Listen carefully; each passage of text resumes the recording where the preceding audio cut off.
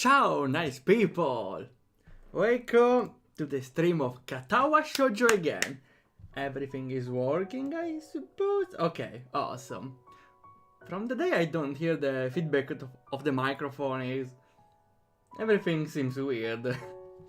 And hi Zoro, hi Fado! How it's going? Are we starting all hands in the deck? That's not Emmy's route. I'm fit.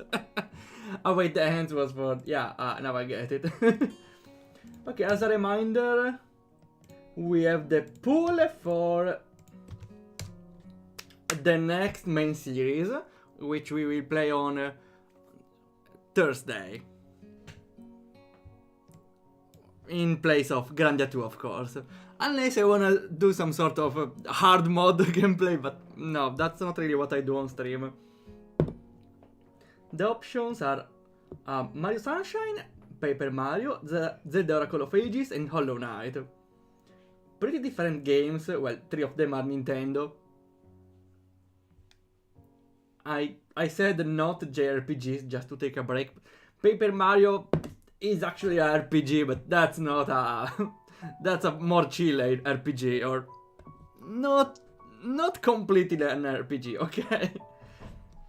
I chose these 4 games because I would like to play all of them.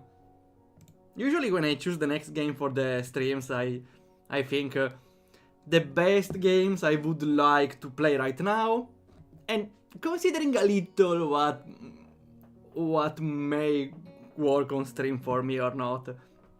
Like, I don't know if one day I'm gonna play Bayonetta. I have the first 2 of them for Wii U. But I don't think I'm decent at making a commentary for them, for example. Fine with all of them, but SMS should be a Mario Sunshine. Would be a bit too long to 100%. No, I don't think, if a game goes for too long, I don't think I'm gonna 100% it. Unless I'm completely in love with it. Or I enjoyed it a lot. Like, it happened with Octopath Traveler too. Or even the one, right? Did I? Yeah, I streamed the Super Boss on stream of the first one too. Even of Bravely Default 2, but that wasn't well, it wasn't as bullshit as the first 2 games, the Super Boss at least. Just set the stream to 18 plus. No, I mean, I'm not good with Bayonetta because I don't know why I don't comment well action games. I could try. I should get more experience or about talking about my things while playing, which is not really a skill I have. Also, another thing, I changed the category of the game on suggestion, browsing Reddit, of Clannad instead of just chatting, because I hope the Clannad fandom will not get upset at me, but that's the closest thing to this game. Just chatting is not really it, even if, you know, I'm still open to... well, on the opposite, visual novel make me talk sometime. Okay. Oh, I was in your town like 3 hours ago. Oh, really? I didn't know that. You could have told me. I don't know, we could have... No, I was busy today, though. Ah, too bad. Okay, so we saw this first part. I thought it was an ending, but at the end it wasn't. It's the moment where Hisao realizes... was it? Well, in the previous episode, Hisao realized that... what was it? That he didn't have any idea for the future, maybe? In a similar way, like Rin even isn't really sure what to do in the future. Last time we got some sort of heart-to-heart dialogue, but not really the best you can get with Rin, at least. I don't think we can get much heart to heart with Rin. The closest we could get with Rin, okay? For now, who knows? I was with other people. Ah, okay. Unfortunate. Wait, I was too with other people. Okay, so we read this one, but I saved only here. Still good chance to introduce... Seems like the intro to another chapter, but it's not. There is numb sadness around me. I can see the effort everyone has to make just to get through the day, and how it weighs on their shoulders, like it weighs on mine. I wonder if deep down everyone is as lost as I am. Well, the thing is, usually what people shows is not really how they feel. Of course, they cannot show to be depressed all the time. Well, some people do actually. But, me for example, well, I kinda enjoy being positive, even if, yeah, I kinda hide, like, the sadness or the disappointment of not seeing people on the stream, for example, but I always enjoy streams, so when I start, it all goes on second, on the background. Before it happens, though, those sentiments drop down, so that's positive, since you always see me positive on stream, which is true, at least. That's to say that people don't really... what you see in people is not really what they truly are. There is always something behind. People don't really show that they are depressed. Sometimes. Some people. I start to feel doubtful about myself again. I can't decide whether those people are happy, unhappy, or they just learn to cope and now live in an unfeeling limbo like I did all spring. I escape from those feelings into the towering piles of books. I start going to the art club room more often, usually whenever I can. Rin too seems to spend more time in there than in her own classroom. I've often seen her totter towards the door at the very end of our corridor. That wooden door and the room behind it, smelling of paint and paper, seem to mean more to her than the rest of the world combined. She says she has special permission to use the room, which I don't doubt at all. I don't think Nomiya would deny Rin anything. He seems to dote on her like an uncle upon a favorite niece. The object of his affection, however, has no favorites. She says she appreciates the teacher a lot for going the extra mile for her sake, but even when she says that, her expression is the same as always. It's as if she was talking about a particularly unremarkable rock that she saw the other day. Okay, Rin doesn't seem to let anyone close. I don't think even Amy could say she's crossed the gap. I don't understand it. She seems indifferent, yet so passionate. That's where we stopped last time. I realize I've been zoning out for who knows how long. Dazed, I sit up straighter, trying to look as inconspicuous as possible. Wait, last time I didn't stop on this word though. Wait. Conspicuous, which is also a name for a water flame music. Okay, clearly visible, attracting notice or attention. So inconspicuous is try not to attract attention. How was the music called conspicuous? I don't remember it well, unfortunately. Okay, here we are saving. Let's go. The pungent smell of linseed oil and turpentine mix in my nostrils as I draw a deep breath. I feel drowsy and lightheaded. It's already late. It's just me, Rin, the teacher, and the two other girls. And she's drawing, okay. Rin is sitting to my right, slowly working on a painting while I'm idling the time away. I don't think she realizes I've been watching her this whole time. With a nimble move over her delicate ankle, she dips the brush into crimson paint and presses it lightly onto the canvas. A stain spreads around, as if the brush was bleeding. If we were streaming in Italian, I would definitely make a joke. Well, I already did it on Discord. Like, how was it? This painting is made with feet, which means it's done awfully. Which is not, though. It's just weird, like hair. The painting is fitting. Her progress has slowed down to a crawl. By now, I learned that this is dangerous for her technique, as the paint must not be allowed to dry before she's finished. It occurs to me that I'm literally watching paint dry. And yet somehow I'm not feeling bored, despite spacing out just now. I remember there was a streamer, a very famous streamer. What was it? Failbot? No, maybe it was RT Game, right? Where there was a stream where he was watching paint dry. Not in real life, maybe a video of paint drying. Still, I don't know why I remember of it. Most of the time, the art club is very relaxed and freeform. Apart from times where Nomiya gets really excited about some technique or style he wants to teach us about, everyone is free to pursue their own interest.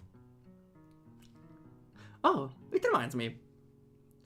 There was a time in my high school, like was probably the second year of high school, in the art class. In the art class, we usually, half of the time we learn about history of the art. The other half we try to draw something, learning the perspective and stuff like that. I would say 1/4 of the time. One day we had a replacement teacher and told us to draw whatever we wanted. I drew the build to scale minigame from Rhythm Paradise.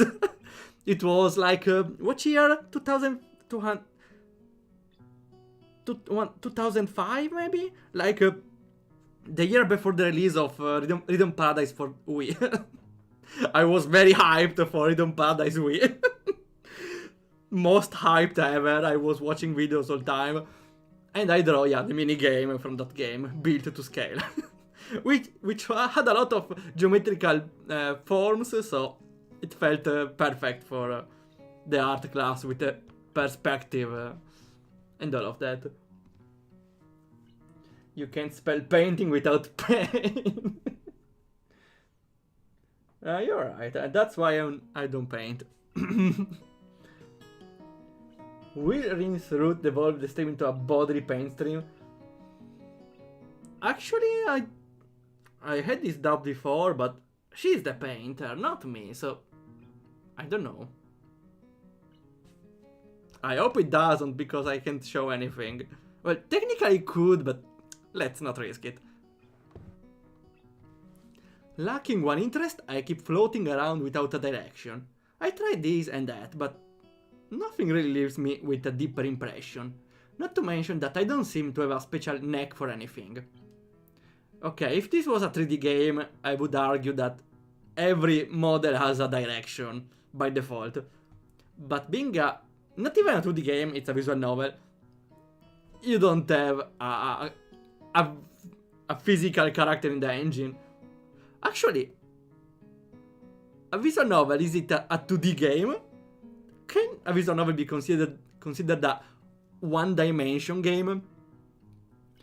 Because, well, despite the fact there are 2D images in that, the gameplay is not involving a 2D space. It's involving a... well, not really a 1D space too, but the text can...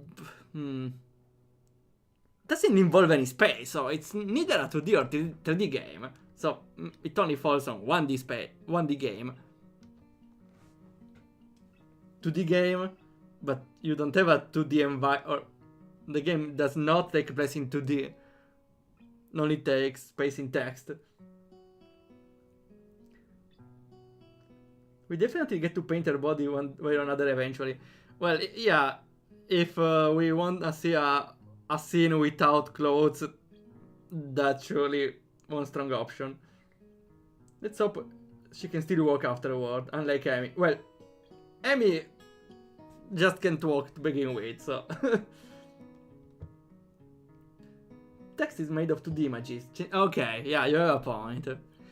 Though, you... text can be considered...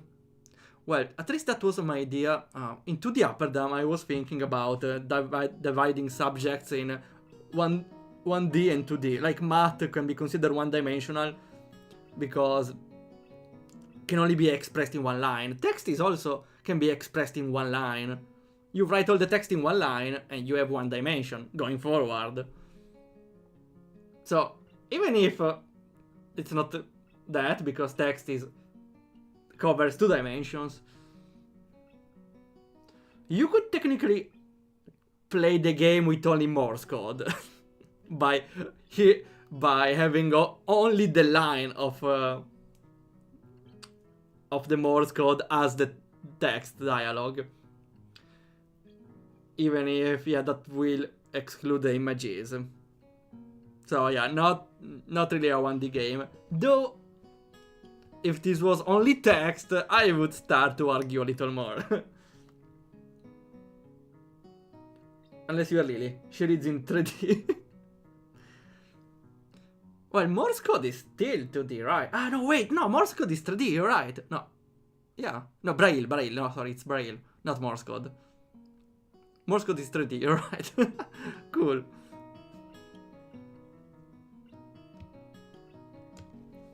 Well, I did get praised for my attempt at watercolors, and I felt pretty good about that myself, but that's it. I suppose it's to be expected. I joined the art club mostly on a whim, after all.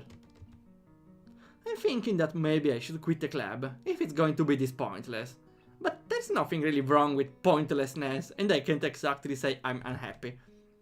Unsatisfied maybe, but I've got only myself to blame for that. As the pair of girls exit the room with a cheerful "Bye-bye!" Nomiya stands up from his desk. His chair scoots back with a loud screech that breaks the harmony of this quiet afternoon. Oh wait, I forgot something. The Karas. Where is it? I lost it. Here. Okay, perfect. I hope it's right. It is. Awesome.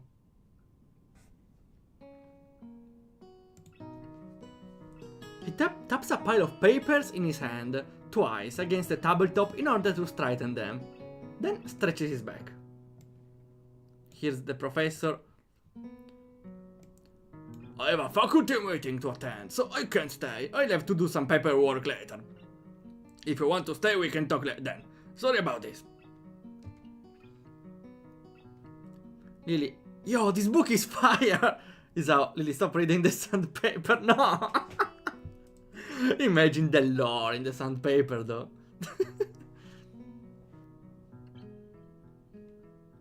I realize. In English it's sandpaper, in Italian it's glass paper. Did they hit the name up in Italian? I don't know. I learned from Minecraft you can heat up sand to make it paper, to make it glass. There are 2 people here, but he's really talking to only one of us. Nomiya spends extra hours of this time mentoring Rin after official club hours. Hours are over. And I bet he'd like to discuss his plan of getting Rin's art into a gallery a little more. It's alright, I think I'll be here, but it's not a big deal if I'm not. I don't really have much going on. Rin answers without moving her eyes from her work in progress. The tone of her voice is neither the polite kind of expected when talking to a teacher, nor the usual monotone.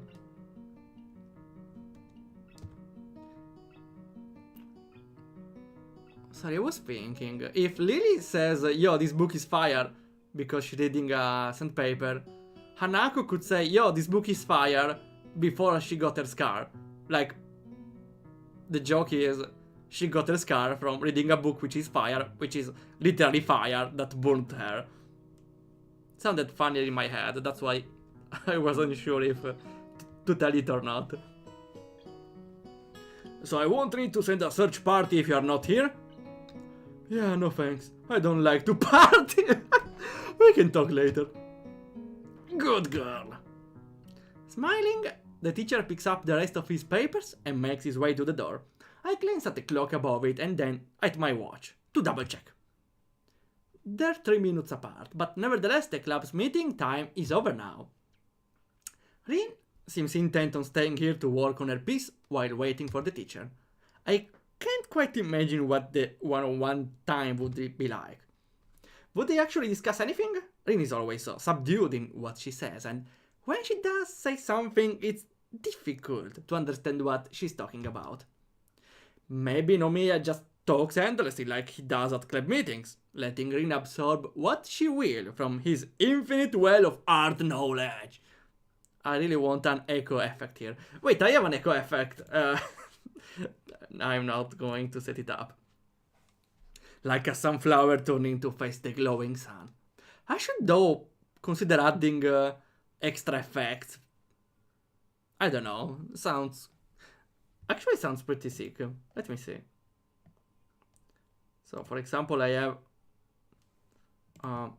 my microphone sound with delay. I could add the filter with a plugin. Should be pretty simple. And I load the... Yeah, good luck finding the echo effect though. Never mind. Next time. Next time. I swear. No, I don't swear, never mind. Do you mind if I stay? I thought maybe I give watercolors another try. I blurt out the excuse sort of accidentally, embarrassing myself. Don't worry, it happens all the time. Rin doesn't take her eyes off the painting. Okay. I shift around my chair, then get to fetching a cup of water, brushes, colors and some paper. The sound of my footstep invades the still afternoon air. How does a sound invade the air? Before starting, I try to recall what the teacher told us. An important philosophy of the medium. Working with watercolors means more working with water than working with colors. I try to keep it in mind and dip my tiny sable brush into the water cup. I'm mixing yellow and blue. Oh, makes green. I know, trying to capture the sunlit treetops outside of the window. The sun is low, so the yellows are more pronounced and everything looks darker, yet darker. I still can't quite connect what I see with what my hand does to the paints. But it's a passable attempt for my level. Don't worry, I would do worse. After a while, I start losing my focus and move the paper aside, deciding to watch it for a while instead. Yeah, that's me. Well, no, I would have lost focus way before, never mind. That little while stretches first into a long while, then into a really long while. Rin paints, her entire being fully concentrated on the brush, between her slender toes and the painting coming to life, one stroke at a time. What do you mean slender toes? I figured that you had muscles down there from all the use you make for it. I don't know how it works, honestly. I personally don't wanna know. She seems determined. Well, because you know the meme that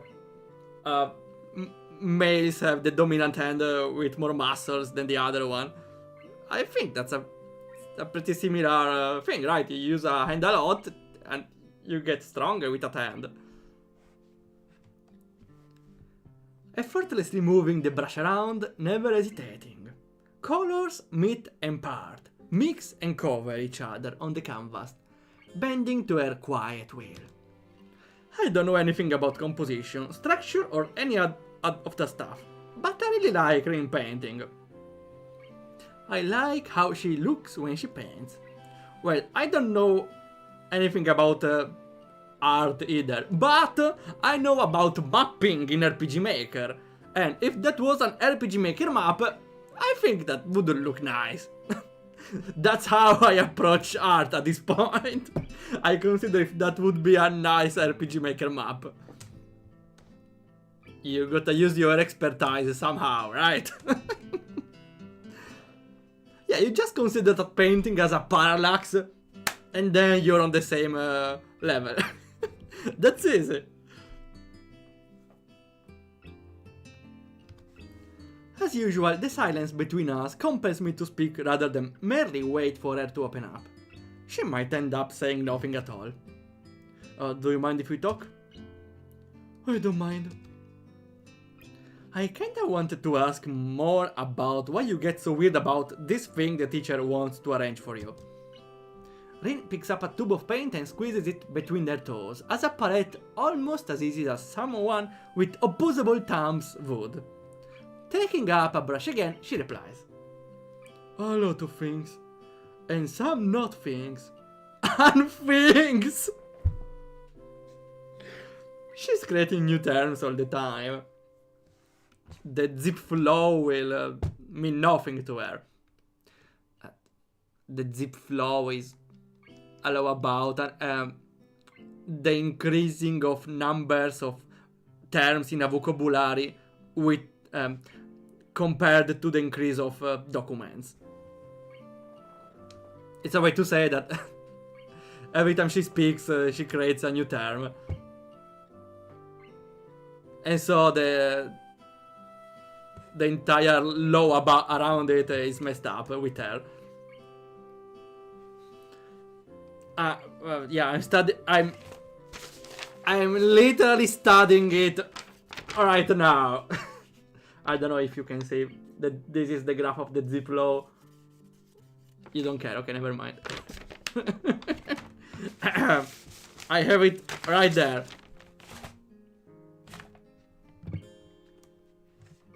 I don't think that's a word. I'll allow it. Do you want to talk about it?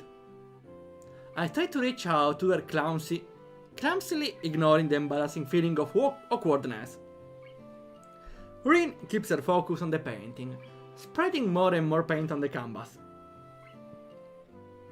Her lips forming a perfectly straight line as she concentrates on the job. Not really. Talking is hard. I mean, it's not hard. I'm talking even now. But saying the right things is really hard for me. No matter what, I just can't say the things I want. That sounds weird. It's true. Talking alone is hard. Rin. Yeah, that's the most common phrases he uses. And she shakes her head. I say all kind of things that I don't really mean all the time. And sometimes I forget words and then I use the wrong words. I even come up with new words for things that already have some. That's the worst thing. I get really nervous and everything comes out a mess and I don't really understand what I want to say. Well, sometimes, I'm not saying this happens to me, but sometimes I start to talk about something and in the middle of it I don't really realize which direction I was meaning to go. I don't know what was the point I wanted to make. And I try to climb on mirrors? You can say climb on mirrors in English. I try to improvise and give a sense to my sentence anyways. Remember when I said I can only think of 4 things at the same time? It's not really 4. I mean, it's 4, but everything else is also there, kind of in the background. Like being at an amusement park and a beehive at the same time. How is it? But that's not the point. I used to do better, like 6 or 7 things. I think so, at least. I feel like I'm becoming dumber. With age. Well, you kinda become dumber with age. Depends, okay, depends. I think everyone has times where they feel like they can't say the right things. But it's there all the time. Stronger and deeper. Yeah, deeper is a good word. Yeah, it's deep, I know. I like the word. Deeper.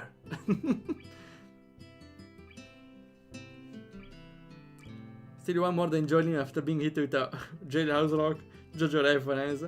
A stand that makes the victim unable to think about more than 3 things at a time. So it's a JoJo reference all the time. Interesting. I don't know how to measure the things you can think at one time.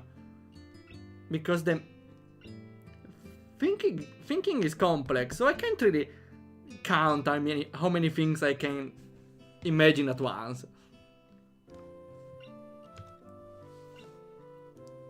This dialogue is going to come back with the H scenes? What do you mean? You don't need to think a lot, right? During the H scenes. It's that feeling of being underwater. Maybe it's just art. The more I paint, the more words I forget. Maybe at some point I will forget how to speak completely. Deeper, okay. Yeah, that makes sense. Well, Rin says too many things that could be compromising. Like, what was it? You want me to do it with my feet or my mount? That was maybe the best up until now. It feels like I'm slowly forgetting everything. Do you remember what you thought about things 3 or 4 years ago? I don't. A long pause ensues, during which time seems to bend around itself, almost tying itself into a knot. How does it feel, tying time in a knot? I don't think I've ever heard Rin talk this earnestly and for so long about anything before. It's like I'm fading away from the world. I don't feel very well, Tony Stark. Rinfuta stopped its work on the canvas and she's staring at her painting, unmoving, as if gazing at some faraway horizon. Sunlight briefly glints in the corner of her onyx eyes. Something floats up into the top layer of Rin's being and she lets out a long breath. Then she blinks and it's gone. Paintings stay behind. When I look at my old things, I remember what I was thinking back when I made them. They make me feel like I can be with all the past mess. Past me, maybe? When I was a different me. No, maybe it's a term I don't know. Let's see, maybe it's a uncommon way of talking.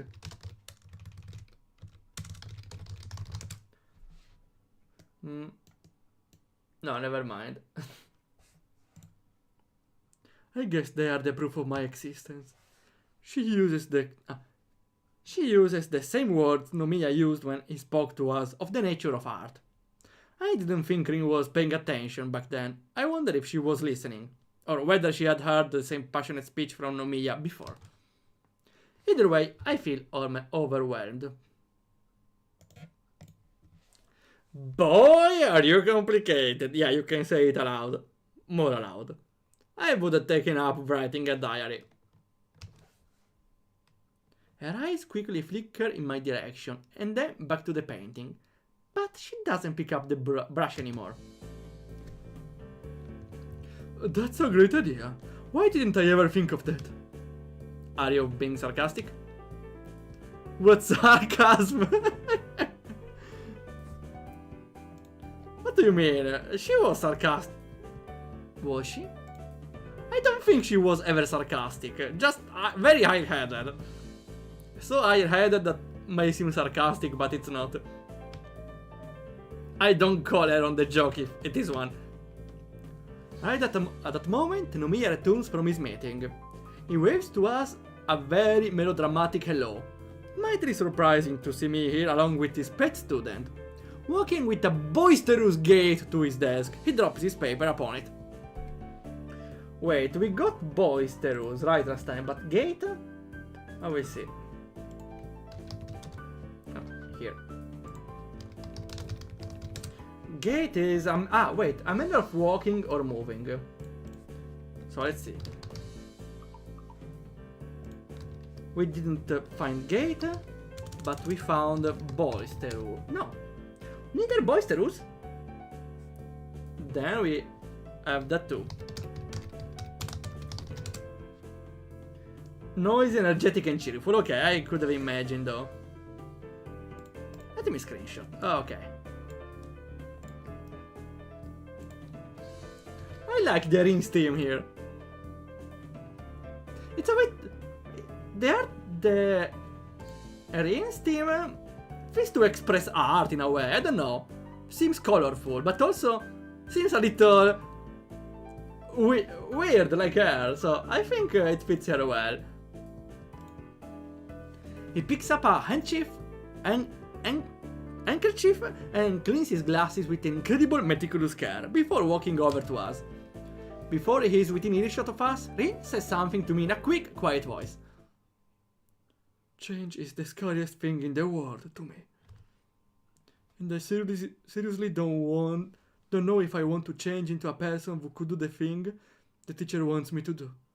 I don't know if I could even if I wanted to. Oh, now we get her problem. She hates change. Is this why she's painting, maybe? Because she was painting before and didn't want to change? That's only an hypothesis, though. Maybe it's a trauma from losing her arms, maybe?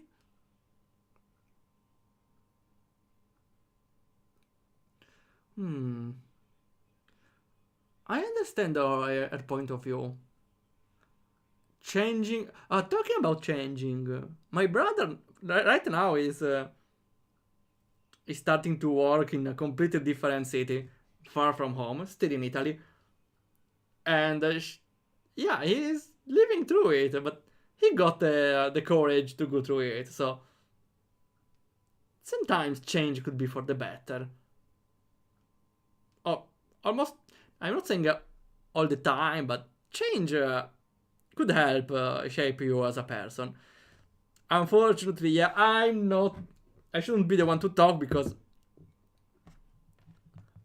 I didn't change a lot. I didn't change a lot in some ways. I'm still a little worried about change. Not an emoji. There was an emoji about Bible Thump. Hello again! Hello? What's going on? He smiles a bit sheepishly, looking at both of us with uninhibited interest. Oh, nothing. We were just talking about that thing with your acquaintance and the gallery. For his work. Sort of. Oh, any decisions? I look at Rin, who is trying to arrange the bothered expression on her face onto something else. Oh. It seems hard words. Uninhibited, not as in not inhibited. Did I read it wrong? Okay, yeah, no, I read it wrong. No, I understood, I just read it wrong. Oh, so I think it'd be a big hit. I think this might help because maybe she's worried of changing. So maybe knowing that she will change for the best might help her. You should aim high. I don't think it's the right one because it's like putting some pressure on her shoulders. It's like saying I don't know, you can do a lot or... You can do a lot, yeah, it's like saying that, but that means... I don't know. I don't feel like it's the right one, you should I'm right. It's putting some pressure to her and... It's like incentivizing, or... Not really pushing her, but saying she should work more. And so implies change. And because it would be exciting...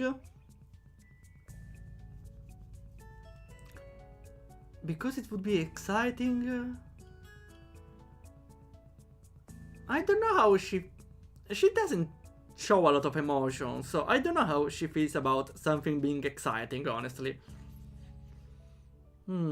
But at least the last one is not related to any sort of fame or anything. It's just about herself. I don't... Yeah, if she cared about being famous, I don't think she would have refused the offer. So I don't think she cares. I think the last one can help. I think it's the best one because it's not about the result, but the journey. Yes, they say the real treasure were the paintings we made along the way. Rin, now is your chance to be a big hit. I will go with the latter. Don't you think it would be exciting? It would be wild about something like this. So would I. But this is about things like your career and future rather than a youthful adventure. Although there's something wrong with enjoying oneself. Nothing wrong. Mia gently reprimands my excitement, but I'm not going to let it go. Seriously, everyday life is so dull. You always do the same thing every day, in the same way. This would be something else. Now, my boy!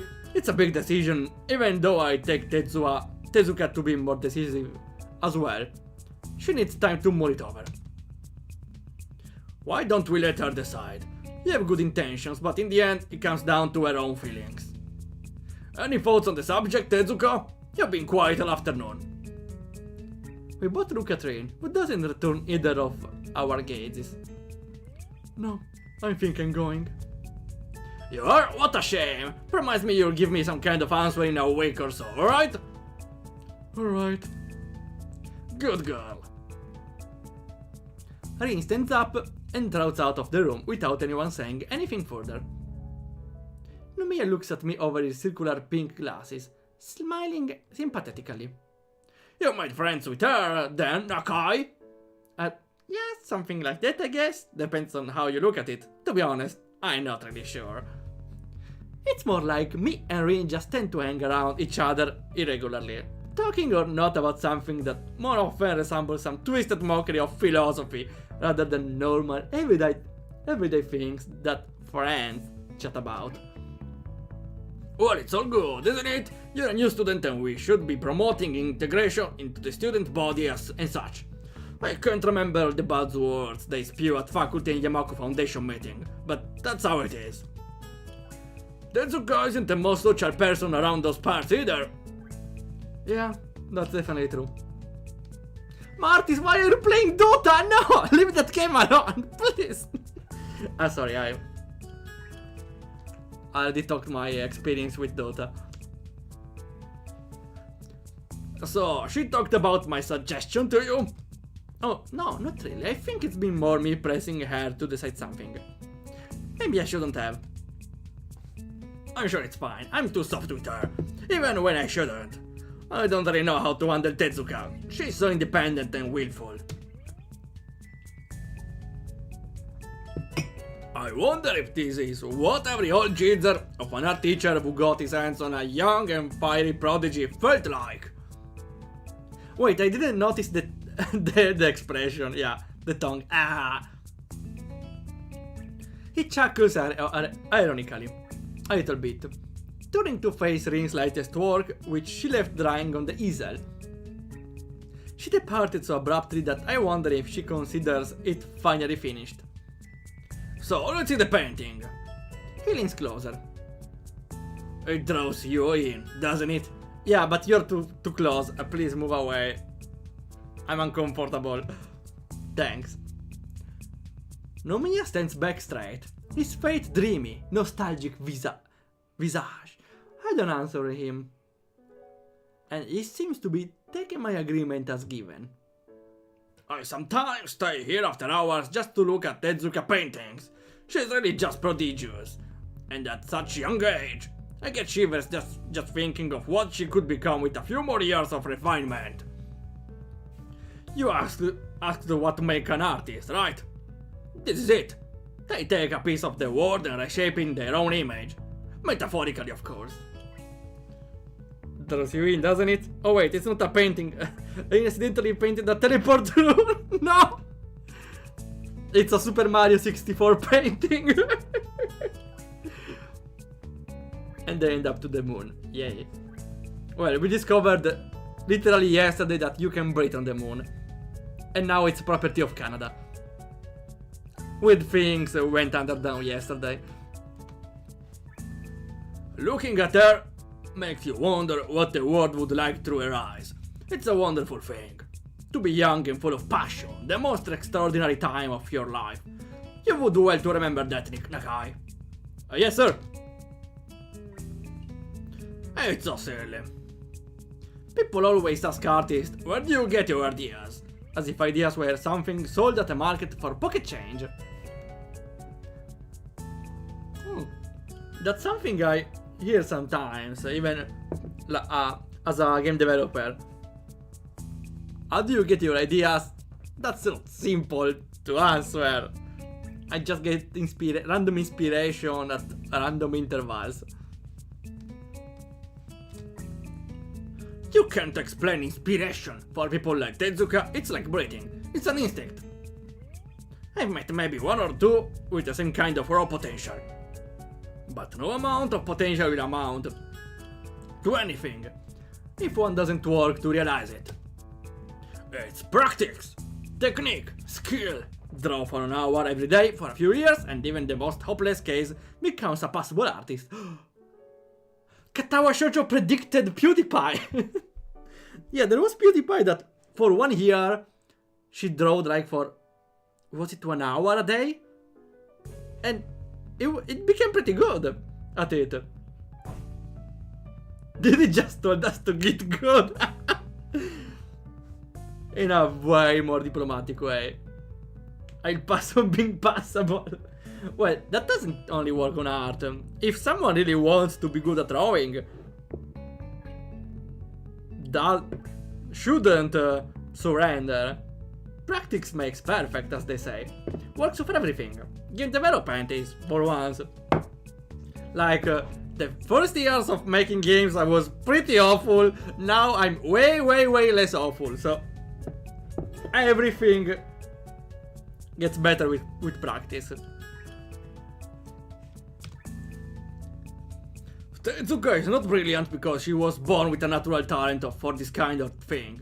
She's brilliant because she works harder than anyone, ever since she learned to hold a pen, most likely. Yeah, in my opinion, no one is born with a talent. People are born with the interest in the subject. For example, if I was...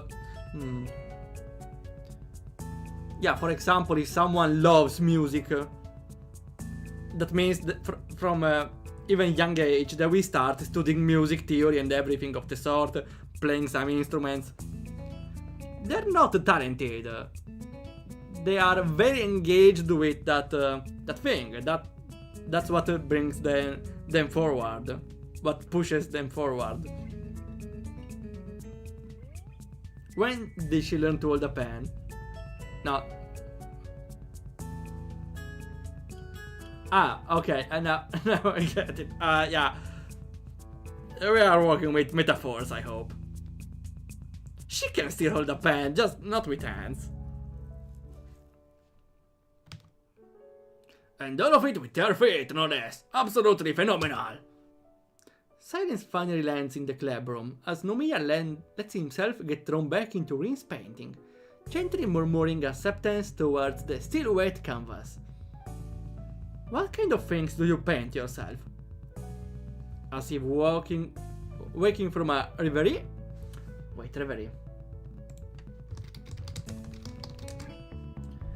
A state of being presently lost in one post. Wait, we got this last time, right? Reverie. No, this is new. Then it's a similar term we heard before. Interesting. He looks at me, surprised at my talking to him. Oh, I don't. Not anymore. I became an art teacher only after my career in that field came to an end. Now I just pass on knowledge to the next generation. The way Numi answer is curious, but giving and withholding information. I feel like asking more, but it cuts in before I get the chance. Now you should run along, my boy. It's almost dinner time, isn't it? Yes, sir. Have an good evening too. I quickly collect my stuff and step out into the deserted hallway, leaving the teacher alone with his musing. The weekend will be here soon. It's amazing how fast time flies here. I promised Amy I'd join her for the celebration of her triumph at the track meet last week. That should be plenty of fun. We got a party! Free party! And next day...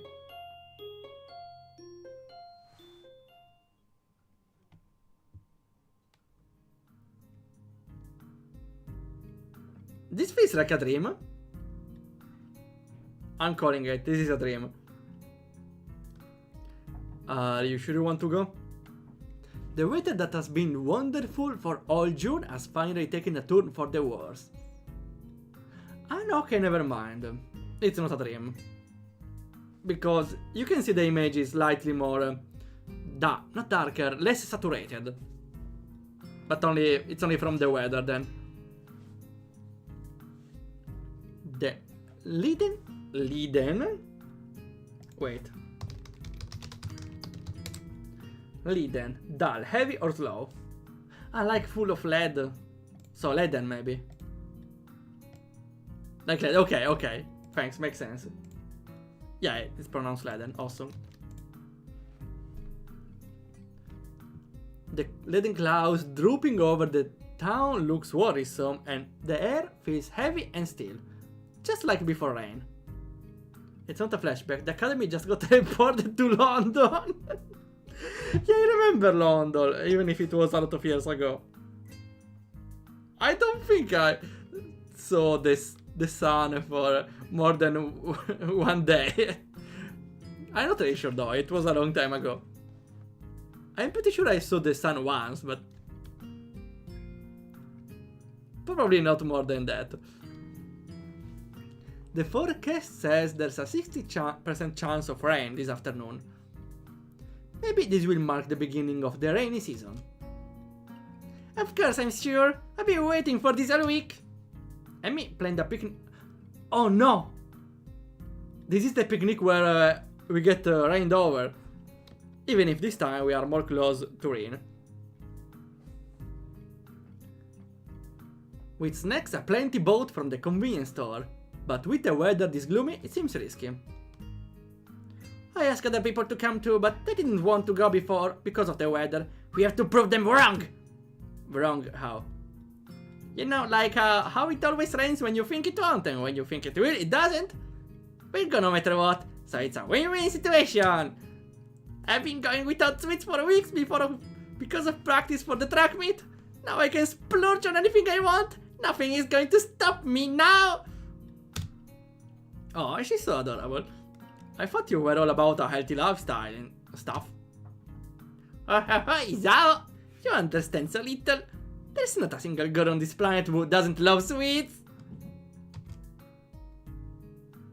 I don't like sweets. I was kinda expecting her answer. Don't stop me now. Yeah, I realized too late I could have sung it. Didn't Rin also get a cold after the picnic? Kinda. It was Amy who got a cold and then passed... Wait. Or was it the opposite? I remember they passed the cold one to another. I don't remember who took it first. Well, she will take it though. That's right. That's why Sweetheart is a narcissist. She's a donut. She loves herself. That's a pretty canon explanation now. I was thinking that in the Respawn banter there was the chosen hero that doesn't, the only one that doesn't like chocolate. So that means the chosen hero can't be a girl, right? So you can scrap the plot twist where the main hero is a girl. She doesn't count! What do you mean? Wait! I was kidding all along for the theory. We can bring the theory forward. The theory that Rain is a male. Rain is a trap. I feel like we can bring forward this theory with more evidence now. It's all coming together. It's all coming together. Apart from the appearance, short hair, we also have this proof that she doesn't like sweets, even if she's a girl. And then we've also that scene with our bro that he didn't recognize Rin as a girl, but as a man. Well, I still think it's pretty stupid as a theory, but now we are getting more proofs. The foot of no, please, no, everything but that, no. Okay, serious talk. I don't regards traps. I don't mind traps that much. They're fine, but I absolutely dislike Futa. Okay, and I think the reason is the traps are more reasonable with sides. Okay, Futa are just too much. Okay, I'm not saying it's too visible, okay? In traps, there's the secret. In traps, the charm is the secret of not knowing. Paul maybe can explain it better. But in Futa, it's just in plain sight. I hate it. That's why if I had to choose traps all the time. At least traps can be discreet about it. Come on. I want a wife, or not that. Well, anything else. Yeah, okay, yeah. Boobs, but honestly, you can't really look at boobs if you have that other distraction. So, that thing poking out. No. I prefer no boobs, but a trap, okay? No boobs, but neither the other thing.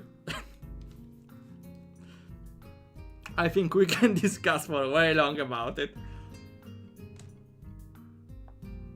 Also, she was having a period at the festival. Okay, that disproves the theory then. You're right. Well, it's fine. Okay, I let this out of my chest. We will go and eat our fill of sweets. Damn straight we will. I'm going to have to work it off later, but it's so worth it. With Paul is the expert. Yeah. Probably. Yeah, probably different people have different reasons why they like traps. Personally, maybe because of the shyness. I don't know. Usually the shyness. I don't know. Because, well, personally, since all of them are anime, it's like having an anime girl with the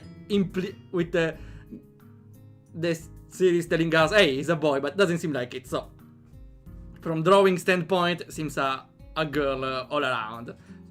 They only tell us that there's something different, but unless the show shows it, they can say everything they want. So that's why traps don't impact me that much. Eri seems to be extremely determined about this. She's positively exhilarated, brimming with energy as always, but something seems special today. Looks like she can hardly stop herself from jumping up and down on the spot. Come on! I grasped the wooden handle of the umbrella I brought. Oh, good job. And start to... Wait. The timeline is splitting, right? We didn't have an umbrella last time. Did we? No, we didn't. So the timeline is splitting. What caused the change in the tractor field in the timeline here?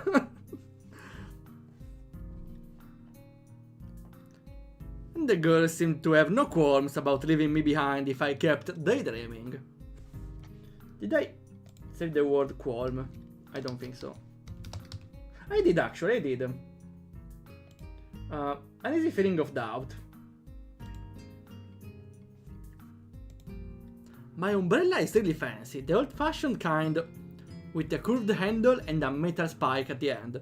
It used to belong to my grandfather. Looks like an antique, but it's really in good shape, almost as good as new. It's really big though. I remember how my grandfather, my grandmother and I all fit neatly under it when a rainstorm caught us on an afternoon walk years ago, when I was around 9 or 10. My grandparents are both gone now, but I still have the umbrella to keep me dry when it rains. We walk along the road, leading down from the school towards the convenience store. The clouds casting their dark shadow down on us. The weather seems to be taking a turn for the worse, and I am pretty sure I just felt a raindrop on my head. Nah, it's my imagination. That's a sturdy umbrella, might break after a couple of years. The old times when they made sturdy stuff. Didn't you guys think of taking umbrellas? It really looks like it will rain. Erin looks at her limply hanging sleeves and shrugs on her shoulder. Yeah, I'm sorry, Erin. I didn't think about it. I don't have one. Besides, little rain won't kill us. She pushes her chest out, looking very confident about that. We aren't made of sugar.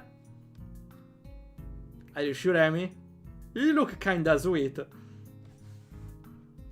taking a screenshot, sure. Erin, my hand is the umbrella. Hair. Yeah. She doesn't have any other way to protect herself.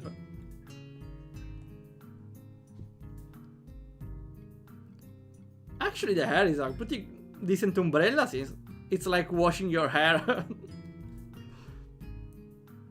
And mostly covers your eyes. I don't know. Amy, you aren't made of sugar, Rin. I am. Oh no, hands! Ah! Oh no, the enemy of the picnic. I thought that's exactly what girls were made of, especially considering what you're planning to gorge yourself on today. She just sticks out her tongue in reply, "Aww." We walk down from the school to the local shopping district. The walk is not a long one, but it's not very short either. It's all downhill, so our steps roll easily. But time stretches out nevertheless. The distance is right here, in that grey area where you don't expect the trip to be quickly over with, but you aren't preparing for a long walk either. Thus, the trip is slightly too long to stay comfortably quiet the whole time, though the girls doesn't seem to mind. Rin walks calmly ahead, seemingly lost in thought. I'm kind of worried about starting a conversation, since the last time didn't end very well for either of us. I haven't exchanged a single word with her since then. Amy, on the other hand... Which other hand? That... Oh, never mind. Is way too happy about just walking. She seems to literally jump a little on every step, or skip over cracks, or balance on the edge of the sidewalk. Every now and then she comments on something to which Rin replies in an automatic sounding, nonsensical way that makes Amy giggle a little. As we reach the bottom of the hill, the first raindrops begin to fall. I feel one hit on the top of my head. Then two more hit my nose in quick succession. Oh, I got scared for a little. It's not one or two rain clouds anymore. The entire sky has turned shadowy grey. Billowing rain clouds swirling right on top of us. Oh shoot. I guess we aren't going to have a picnic then. Thunder is a ill jump scare. Yeah, that's why kids hate them. Honestly though, when there's thunderstorm here and I see a flash, I kinda like to hear how loud it will be, and I'm pretty, how to say, I'm looking forward when there's a very big flash to hear the very loud roar that comes afterward. Sometimes it's fun. Not that much because I'm worried that it will shut down my computer. My Vodafone station got went in short circuit for one lightning. Only that, luckily. What now? Maybe we can have a rain picnic. A picnic in rain. No, we don't catch a cold and I don't like getting me or my snacks wet. Even if I'm your snack? No, wait, that's the previous timeline. I kind of like it. Not the snacks part, though. Let me consider our problematic situation for a moment, while I open my umbrella and lift it up, trying to hold it so all of three of us gets covered. Hey Zhao, have you been to the Shanghai yet? Ah, okay, the tea where we got the librarian. It's a cafe somewhere around here, right? I've heard of it. It's a nice place. Let's go there and wait out the rain. If it's just a really quick shower, we can still go for the picnic. If it gets worse, we just order cake there instead. Sounds like a nice plan. Neither Rin nor I have better ideas, so with Amy taking the lead, we start walking briskly along a side street. Hope this rain washes away the sorrow and all the strains of time. I think it should be stronger than that. The cafe is only a few blocks away, but even with umbrella, we can't avoid getting slightly damp. The rain keeps coming down harder and harder. Raindrops leave tiny dots on the black asphalt roads, which then combine into bigger patches like pointillist artwork being made in front of our eyes in mere seconds. It's pouring heavily, drumming on the hoods of the cars parked on the side of the street, and already flowing in little creeks along the sidewalk. The yellow light shining through the rainwater streaming down the windows looks very warm and inviting. Here we are! I shake the excess water of the umbrella and head inside with them, following Amy to a vacant table in the furthest corner in the small cafe. You're lucky there's an empty table. I hear a lot of people talking. This morning I was in a sort of cafe, and it was full since it's Sunday. Luckily there were like 2 tables free, but one was kinda with people around it and the other one was only for 2 people, and it didn't have any chair. We didn't care, we took other chairs from an empty table, which was there was a table that we couldn't use because it was how was the term? It was booked, right? There was a booked table which we couldn't use, but it was empty. So what did we do? Well, what my brother did, she hated the fact that the table was booked, so we took some chairs from that table and used them in our small table in the corner that wasn't booked. We didn't even return the chairs back on the booked table as an act of spite. That was a fun morning. The place is almost full. Apparently other people had the same idea as Amy, and now we are all octo-stranded together here in this cozy little place. Wait, what if an octo-stranded fan game of Katawa Shoujo? What would be their powers? Varnished wooden pillars and paper screens mixed with Parisian-style tables and chairs in a discordant harmony, a contrast of old and new. Light jazz plays quietly in the background, though it's mostly drowned out by the murmur of the customers. There's only one waitress serving the full house, frantically gliding from one table to another and trying to keep up with everything. To my surprise, I think I recognize her. Yuko! Do you like jazz? Not really my cup of tea, but it's relaxing. Well, some of it. I joked with my friend that liked Jeds a lot. That Jeds is, since he told me like Jeds is in this history there's a lot of improvisation, mostly in the solos. I kinda joked with him by pretending to be a jazz artist and playing random notes with my voice. And he got mad all the time. Well, playfully mad, but still, it was fun.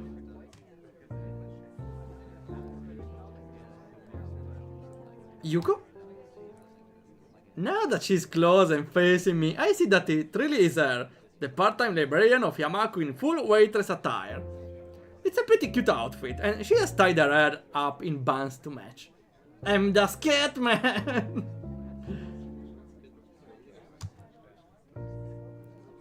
It's a completely different image from her mousy playing style at her other job. Yuko blinks a few times, looking confused. Then remembers that she was about to say something. Welcome to the Shanghai! Ah, you work here too? I thought you were an university student or something. Ah, yes, that too. Wait, university student? I figured they're older. So it's like 24, maybe? That too, it's a part-time job as you can see. It's Sunday, so there aren't any lectures. Good thing, too, since today has been so busy, I'm wishing for another pair of hands. Ah, that's Yuko. Anyway, I'm in a bit of a rush as you can see. What can I get for you today? Amy doesn't hesitate for a second. Her eyes glitter like those of a kid in a candy store. Tea for everyone and cake for me! Yuko tries to stay as formal and professional looking as possible, smiling cheerily at my ravenous companion. Ah yes, today we have a choice of strawberry shortcake, raspberry layer cake or lemon meringue pie. I will always go for the strawberries. I love strawberry sweets. Yeah, I suppose Amy loves strawberries too, right? Strawberry! No, lemon! Actually, I take both! Can you eat 2 cakes, Amy? She looks at me in a challenge. What challenge do you want? Yeah, give me all 3 of them then. Strawberry on the shortcake. What about the raspberry one though?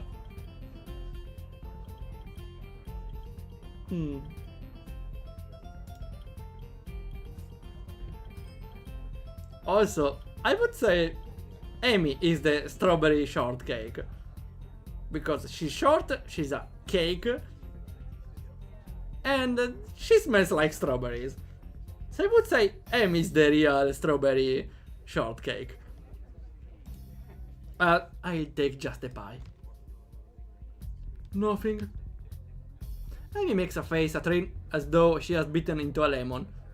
She's clearly unhappy with her for not joining in. Oh, come on, Rin, that's not polite at all. Nothing, thank you. No, you silly. I meant that you should order something too. I'll take a straw then. My feet are all wet. Sorry? Wait, the straw is... How does it have to do a straw with... Yeah, you guys confused too. Well, we know something extra about, but the straw is just to drink, right? Ah, because... Okay. Yeah, because she wanna drink with her mouth.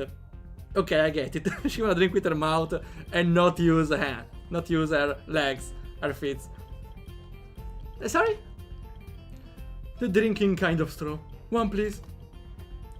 Yuka is obviously uncertain of what to think about this. She fiddles with her pen and stationery for a moment, looking like she's about to cry, no, before deciding that we have finished ordering. She could drink a milkshake. Oh, I never drank a milkshake, right? I should try. Why a milkshake though? I think she... Ah, yeah, because a milkshake has the straw included, right? That's right. Thank you very much! Was that a bow? She bows down a little bit too deeply and scampers to safety behind the counters. Wait, To scamp, well, I suppose it's fleeting, but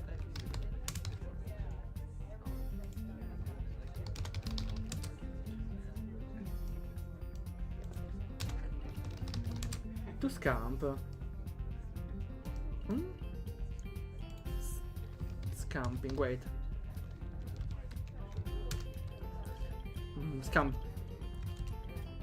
Scampers.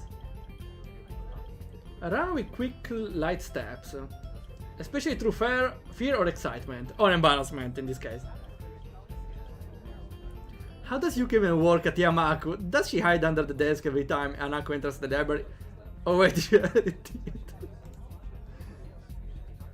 And she hits her head afterwards too.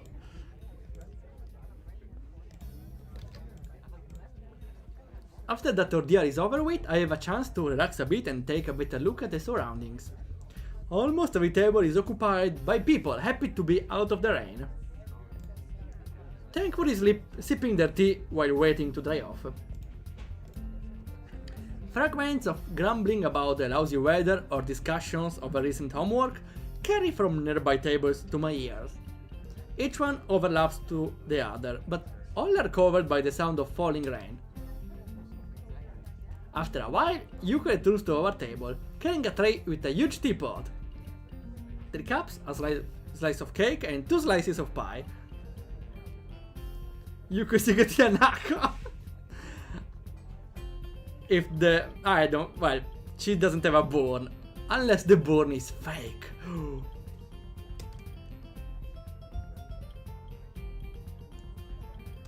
She slaps the tray on our tiny table with a clatter, almost sending the teapot toppling over into Rin's lap. We barely recover before she bows again and leaves, hurrying off to serve the other customers. Amy has been eyeing her strawberry cake very hungrily all this time, but somehow she managed to contain herself until Yuko was out of sight. She digs in with gusto, while I content myself with pouring tea for everyone and placing the straw in Rin's cup. Rin looks at the way the tea swirls around and round and around in her white china cup. Her eyes half closed, almost like she's being hypnotized. Ooh, we got the art for our cake. Wow, that's the lemon pie, right? That's cool. That still looks pretty nice. I would definitely enjoy this one. I would prepare the strawberry one, but this one looks fine too. Well, not the best one I would choose. We still have 2 cutie pies behind this image. After having the first bite, I pause, savoring the combination of tangy citrus and smooth, sugary meringue. It's quite good, though a bit too sweet for me.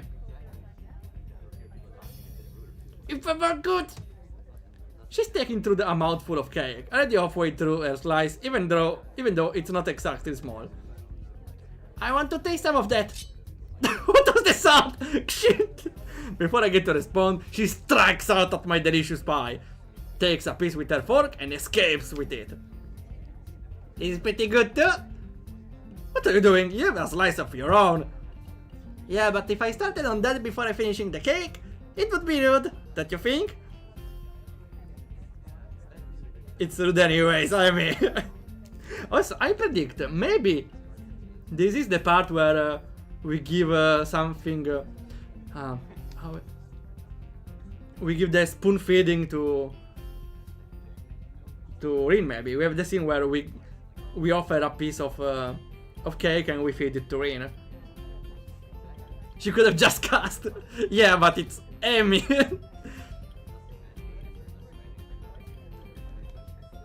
Her insolence is outrageous, but the gentleman in me allows for no retaliation.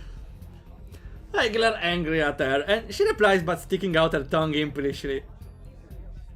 She's such evil and cute. How can something like this exist? Well, it doesn't.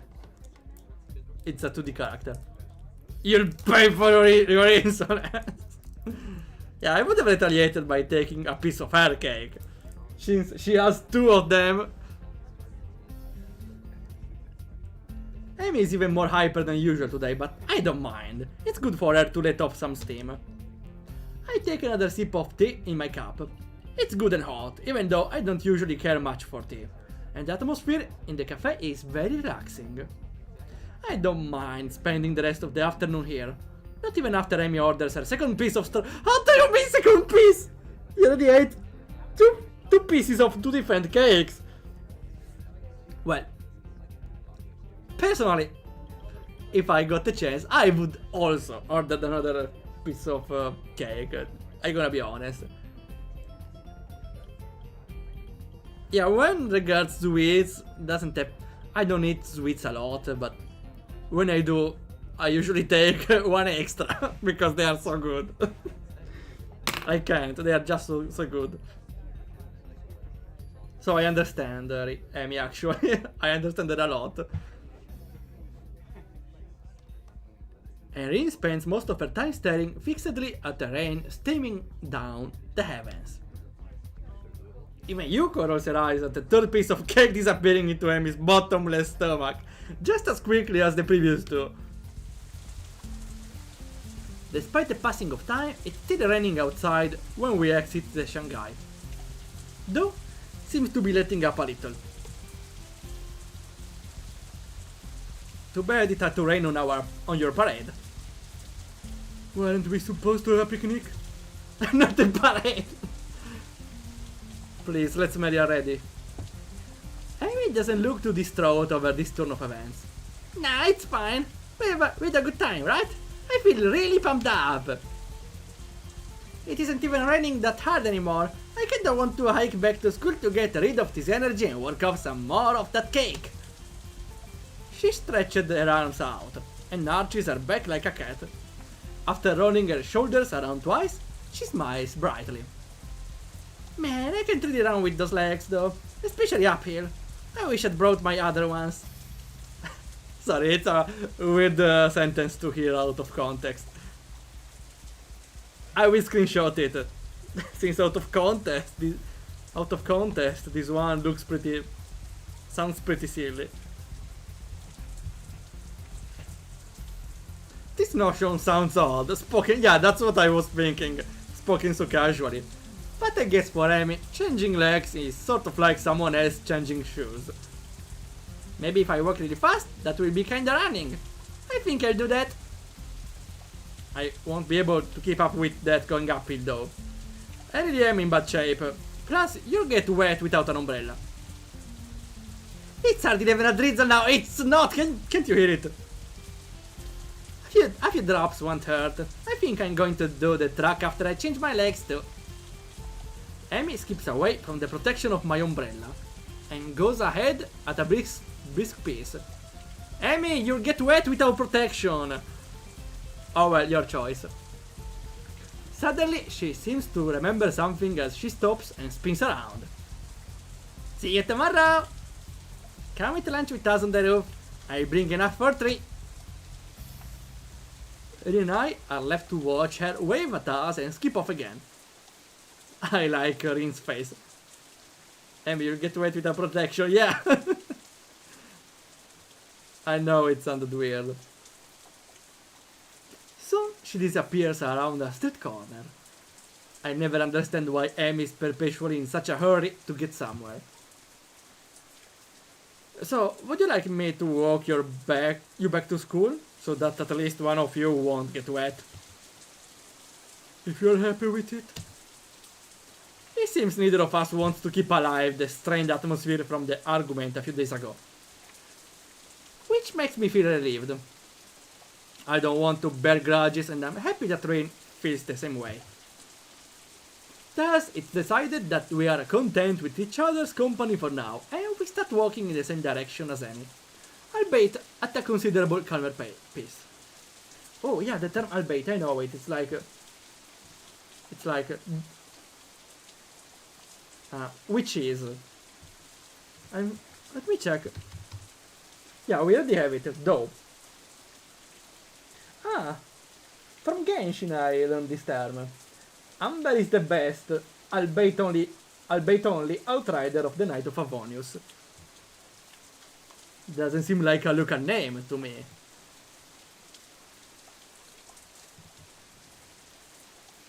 Oh, we have an image! Let's see.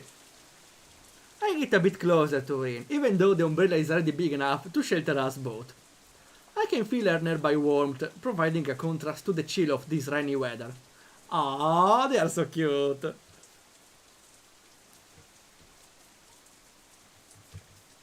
Raindrops hitting the umbrella makes a distinctive sound, playing the staccato melody of rainfall, for nobody in particular. How does staccato sound? Staccato is a form of musical articulation. A note of shortened duration. Ah, okay. Separated from the note that may follow by silence. Okay, it's a sequence of very short notes. I get it. Yeah. That's why it's called staccato. Wow. They really call staccato because all the notes are detached, staccate one from each other. Wow. The best thing is that it sounds cool in English, staccato. But in Italian literally means detached or, yeah, detached. And that's weird. You wouldn't call a composition detached. Sounds weird. I realized I haven't been outside in the rain in what feels like forever. I inhale, taking in the scent of rain, feeling the weather with all my senses. The world melts into a blur inside the rain. The colors of the sky have deepened from grey to dark blue, with hues of red added to the mix, from the sunlight reflecting off the clouds. The low-hanging sky looks pretty, as if I could reach out my hand and touch it. I told you how much I like rain. It's like painting. Okay, how's the connection? Makes me feel connected. Almost echoing my thoughts, Rin lets out one of her own. It slips out her mouth, circling around us gently. Everything looks so soft, like the outlines of things just disappear. I like that. It's like the rain is hugging me. So the rain is lewd. Her voice sounds different from usual, more gentle now, and soft. I wonder if it's only because of the rain or because of the mood the rain brought up upon the quiet artist girl. I feel that mood in myself too, enhanced by her words. Oh yeah, I like rainy weather too. It's nice every once in a while. I wonder what it is about the rain. Maybe the sound. The sound of the rain is very relaxing. If you are in a relaxed position, not outside below the rain. Everything. A silence follows the statement, as it allows for no continuation. I decide to push the direction of the conversation a little. But you know, if you like the feeling of being connected, what's the problem with showing your paintings to others? Don't you want to be connected to other people? It's not the same thing. You're comparing apples and squids. You can eat both? I brought up the subject Rins wants to avoid, and it shuts her down again. The question stays hanging between us for the rest of the trip back to school, and I can't help wondering what on earth I could have said to truly reach Rain. Does she feel that she's lacking an identity? She has a strong personality, but if pressed to elaborate, I'm not sure if I could describe it accurately. She feels like a person who is in conflict with herself. I never know what to expect when I talk to her. Yes, but in a story about Japanese schoolgirls, it's more likely you find a squid. Depends the genre, okay? in some sort of stories may appear. Not all of them. Then there's Minecraft, which has both. Disconnect reference! Oh, I didn't read the line, you're right. Wait, let's screenshot this for Michael. Okay. I wonder how she herself experiences the disconnect. If Rin is asking herself every day, who am I? And obsessively paints images to define herself day after day, what does she think of that way of living? The irony is, that's the same question I've been asking myself for the past 4 or 5 months. For me, it was miserable. I can only assume that it's the natural state of being for this girl. When we stop in front of the dormitories, Rin turns to face me, as if sensing my thoughts from afar. Her gaze travels emptily past my left shoulder into the shapeless rainfall. Her dark eyes seem to stack the low ambient light into themselves, like a reverse mirror. What's a reverse mirror? Something that doesn't reflect. Yeah. Yeah, the opposite of reflection. I got reminiscences of virtual reality lessons in my university. We were talking about the reflection characteristic. I don't remember a lot though. That empty gaze lets nothing out. If I want to understand what's going on between those eyes, behind, I have to work it out myself. Rin opens her mouth, then closes it without saying anything. The silence lasts for a few more moments before she takes a step towards the dorm building door. See you tomorrow. And it's the next day. We are still going. Every girl has a problem here, which we need to solve. Why girls can't be normal? I was hoping even girls in a visual novel, 2D girls didn't have that problems every girl from the real world has, but no, we are not safe from that. Even here girls have problems. Can't we just find a girl without a problem? Is this that hard? No, actually I'm enjoying it because those are not the perfect waifus you see in every other game. We have girls that feel more natural, more real. Not real, just more real than waifus. And I appreciate it. Can you find a problem without a girl? I don't see the point for it, but depends on who you're asking. If you ask Kenji, it's a no, because from Kenji perspective, the problems stem from girls. Depends on who you ask. The next morning, like every second Monday morning until he says otherwise, I have an appointment with a nurse. Like, appointment like you go out or... Nah. They allow me to skip part of my first class in the morning, and I don't feel any shame in skipping the rest either. Rather than being thankful I get to miss world history, I instead feel dreaded when I think about those appointments. I wake up at the normal time anyway, and wash myself in the bathroom I share with Kenji, tidying my disheveled hair. So every time I go to the bathroom, it's like a Russian roulette, where we could meet Kenji naked. I quickly get dressed up and put my laundry in the basket. Oof, today we are safe. I pack up for the school day. I have all my homework done, like usual, so I have a bit of free time now. There's no point in going to the morning class for 20 minutes before I have to go to the nurse office, so I lay down on my bed and read a book until it's time to go. Knock knock, the door to the nurse office is open.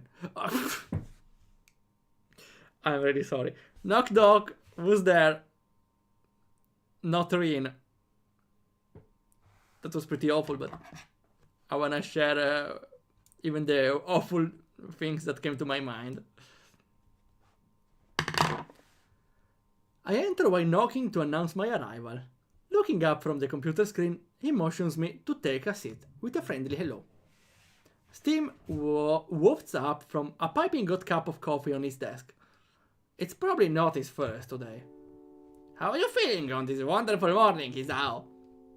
I'm alright, I think. It was cold yesterday because of the rain, so I woke up feeling a bit groggy. You too, huh? Quite a few kids got caught without an umbrella, so we've been spending time handing out masks and cooling sniffers. Alright, today it's test day. Give me your arm. What do you mean? I'm not Emmy. Also, it's leg, not arm. I extend my left arm towards him, keeping my face expressionless. The nurse ties a rubber tourniquet? Ah, that's the thing to measure the heartbeat, maybe. With a practical movement and briskly goes about his business. I don't think anybody really likes getting stuck with needles, but at least I got over my distaste for them. I had to. Now I barely even twitch at the moment of truth. Once that's done, a blood pressure check follows. Then there are checklists and questionnaires to go through. The nurse nods and scribbles in my answers to the questions as I give them. Alright, let's have a listen now. I unbutton my shirt and put it neatly on the back of the chair, as I was using while he puts on his stethoscope. I know by heart, got it, the order of places where he's going to listen to my lungs and heartbeat. I adjust my breathing to be even and deep without even being asked. It's become routine now, for both of us. It's fun, this is pretty much the only time in one's life when you really concentrate on breathing and nothing else. It has always amused me. Well, not only now. Okay, listen to me carefully. I'm very sorry, but breathe manually. Now you breathe manually. Yeah, I know it, that's pretty evil.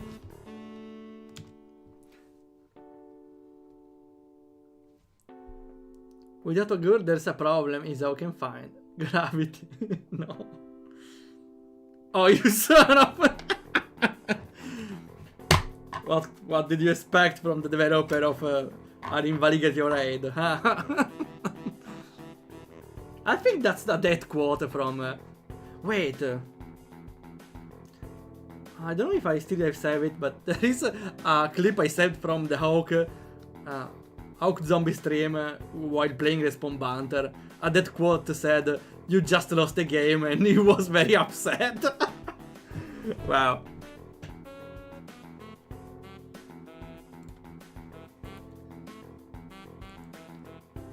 The nurse listens again. The contact of the metal makes me flinch on reflex, even though I was expecting it. He furrows his brow, but I can't tell if it's because he's unhappy or if he's trying to pick something specific out among the complex multitude of irregularities in my heartbeat. Is there something wrong? Please don't talk. I shut up and become more anxious. The nurse is nice, but I can't help disliking those mandatory checkups.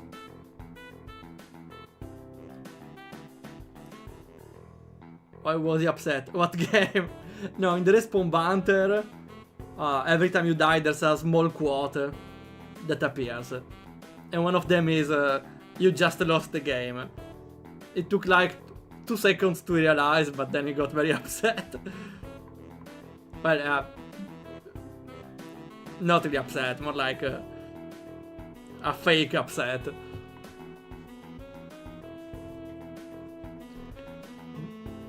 I wonder if I'm going to end up hating all medical appointments from now on because of those. He finally lifts the circular metal plates from my chest, allowing me to talk again. Everything seems to be fine. Are you feeling alright yourself? I suppose. Huh. I was out yesterday when it was raining. And yeah, I really felt a bit under the weather. Well, You can't be more under the weather than being under the weather like rain. Am I right? Maybe I caught a cold. Were you with Amy? She came down with a cold too. My people told her to stay in bed for a day or two. Oh really? I mean, I was with her, but I don't know she got sick. I guess it was a dumb thing after all for her to go out in the rain like that. Yeah, well, that aside, everything seems to check out for you, but remember to be careful. Of course, I really don't want to go back to the hospital. He catches something. Maybe repressed terror, I don't know, in my voice, and glances up from some papers he was looking at. Hey, don't worry, at this stage it would take a huge crash in your condition to get you re-hospitalized. Doesn't really reassure me, but grumbling about it to him won't make any difference. I quietly take my leave. Walking around the corridor from the auxiliary building to the main school building, I encounter a young female nurse. Is it Yuko on her third job? Coming the other way. She smiles at me when we pass by each other. Okay, no portrait. The lobby is empty of people. No surprise, since classes are still going on. I hear muffled sounds of discussion coming from behind the first floor classroom doors. I glance at my watch. I'd have to rush to get to my classroom in time, and I don't feel like going to class anyway, so I decide to climb up to the roof and have an extra long lunch break. Amy promised she'd bring something for me today, but if she's sick, that probably is not going to happen. I'm not feeling hungry anyway, so it's all the same. The climb up the steep stairwell to the roof is oddly liberating, almost like losing weight. You actually gain weight, right, by going more up? No, you lose weight, yeah, because the gravity is weaker. So yeah, you literally lose weight. You lose calories, and you get further from the center of the earth. Your potential energy increases though, but that's a different thing. I feel satisfaction that it doesn't win me as badly as it did the first time I came up here. I gently push open the squeaky door at the top of the step into sunlight. And we find the rain for some reason. The chain link fence allows for a grand view over the treetops, all the way to the grey silhouettes of downtown, further away. The dreary weather of yesterday is just a memory now. The silverly blue sky seems to be a mere arm's reach away. I forget for a moment that I'm in a bad mood. Well, that's positive, right? You can become denser, there is how. There are, well, in that animes can have way denser protagonists though. At least Isao is not super dense. It's dense, not super dense, like other animes. The worst maybe are anime that want to go for, I don't know, well, romance animes where they need to show that the girl is interested from like this for the first episode, but they can't, like the protagonist realizes she's into him the first episode. No, I actually want to see a romance anime where the protagonist realizes she's into him from the first episode. I don't know. It's interesting. Having a protagonist that is not dumb. Actually, I want a romance rom-com where the protagonist is super smart. Super emotionally smart, actually. Because we already have Love is War, where the protagonist is smart, but not emotionally smart. So a protagonist that realizes everything that the girl is feeling, perceives what we're about to say, everything. Every time she says, ah, no, it's nothing, he realizes what she meant. All the time. Sounds interesting, really. Really. Harem. Well, that's a different thing, I would say, but...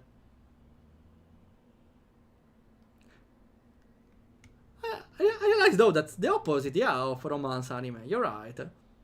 Romance anime, they never get together up until the end.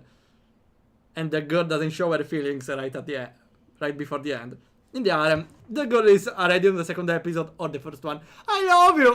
And they go together. Sure, everyone has their way to have fun. In the anime, I mean. The warmth of the sun soaks into my bones, making me drowsy and lazy instead. The bells ring for lunch break, startling me back into reality.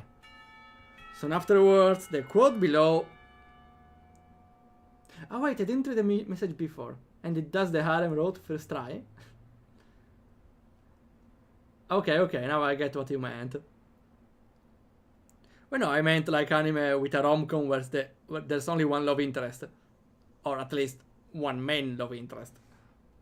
Because, you know, romance anime always throw some extra girls just to mess the waters around. Move the waters. Students pour out of the doors down on the ground floor, intent on enjoying lunch at the quad and the lush gardens in this perfect weather. When I hear the door to the stairwell being pushed open, I don't bother turning to see who it is. It can only be Rin, right? The intruder starts coming towards me with uneven footsteps. The little river stones, the roof is covered with rattle and crunch underfoot. The footsteps stop a few feet behind me, followed by silence. I look upwards, into the glowing eyes of the sun, absorbing its warmth with my whole body. What are you doing? I turn around out of courtesy at her first words, to behold the slim, awkward figure of Rin Tezuka. She looks very much like herself today too. Her hair is maybe a tad messier than usual, as if she just got out of bed. She stands with her weight shifted onto her foot, looking at me with mild curiosity, as if I were something in a store's display window. She's considering if she wanna buy him? What? I don't know, I was just spacing out, I guess. What about you? Amy promised food. We usually eat here. I'm afraid you're going to get disappointed. I heard Amy came down with a cold. Rin stares really. Yeah, I figure what's the Rin type of stare. Oh, I guess that makes sense. She wasn't in class. It's not that common to get a cold in June though. You don't think she went running at the track afterwards like she said? The rain just kept going. Probably. In the rain. In the rain. Sounds like a bit too much for just keeping up with training regime. Amy is a hard-headed one, so I can see her running in the downpour just because she had to. Well, that's obviously overdoing it. Probably why she came down with that cold too. But I guess it's kinda cool. Speaking of that, I'm not feeling well either. Achoo! Yeah, she caught a cold in the other timeline, right? Rin needs it pretty hard, failing to stop it in time. She cranes her head down to... Yeah, having a cold without hands is really troublesome, honestly. She cranes her head down to wipe her nose on the shoulder, so deciding that would be too unladylike, I pull out my handkerchief and hold it on her nose. Okay, she didn't. She could wear a face mask, but then gets dirty all the time. Hard to believe those existed before 2020. They invented them with COVID. No, the nurse mentioned before that some students got the face mask. Here, bless you. Thanks. She clears her nose and I dab the handkerchief gently on it, wiping it clean. Her nose is really cute. What makes a cute nose? Honestly, what is a cute nose? I'm sorry. I'm pretty sure there's also a nose fetish, right? I don't know why I thought about it. Oddly enough, it's... I need to know the truth.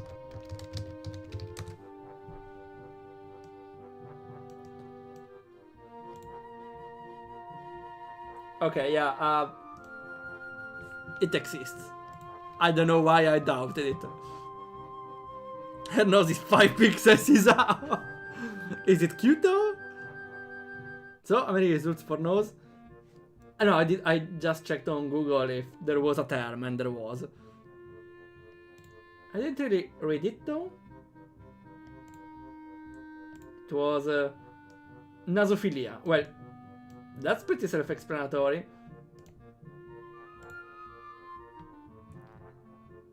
I don't wanna check really the images because I'm pretty worried there's some nasty stuff. Let's see. I don't know. I just saw a bunch of people holding their nose like this, but there are other ways, I suppose. I don't want to investigate further though. I'm not putting my nose in affairs I shouldn't be in. Please don't Google it. Yeah, luckily some images were blocked by the browser, so I'm pretty happy it did. Pretty happy. I don't know why I needed to confirm this fact. Rhinophilia? Well, from Google said nasophilia, but has probably other names. Nose piercing as the highest result at 42k. It's the same thing though. Maybe it's a secondary branch. Even if has the most results. I don't know. Piercing doesn't... Maybe I think piercing is a fetish on its own.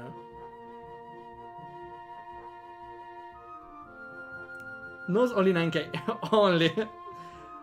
Well, it's not that common at least. At least of that I'm glad.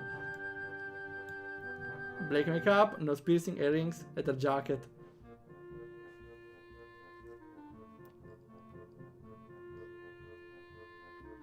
Yeah, those things are... I don't know. I don't want to investigate. The Western Dream Queen kind of girl. So it's not only not just a nose. Maybe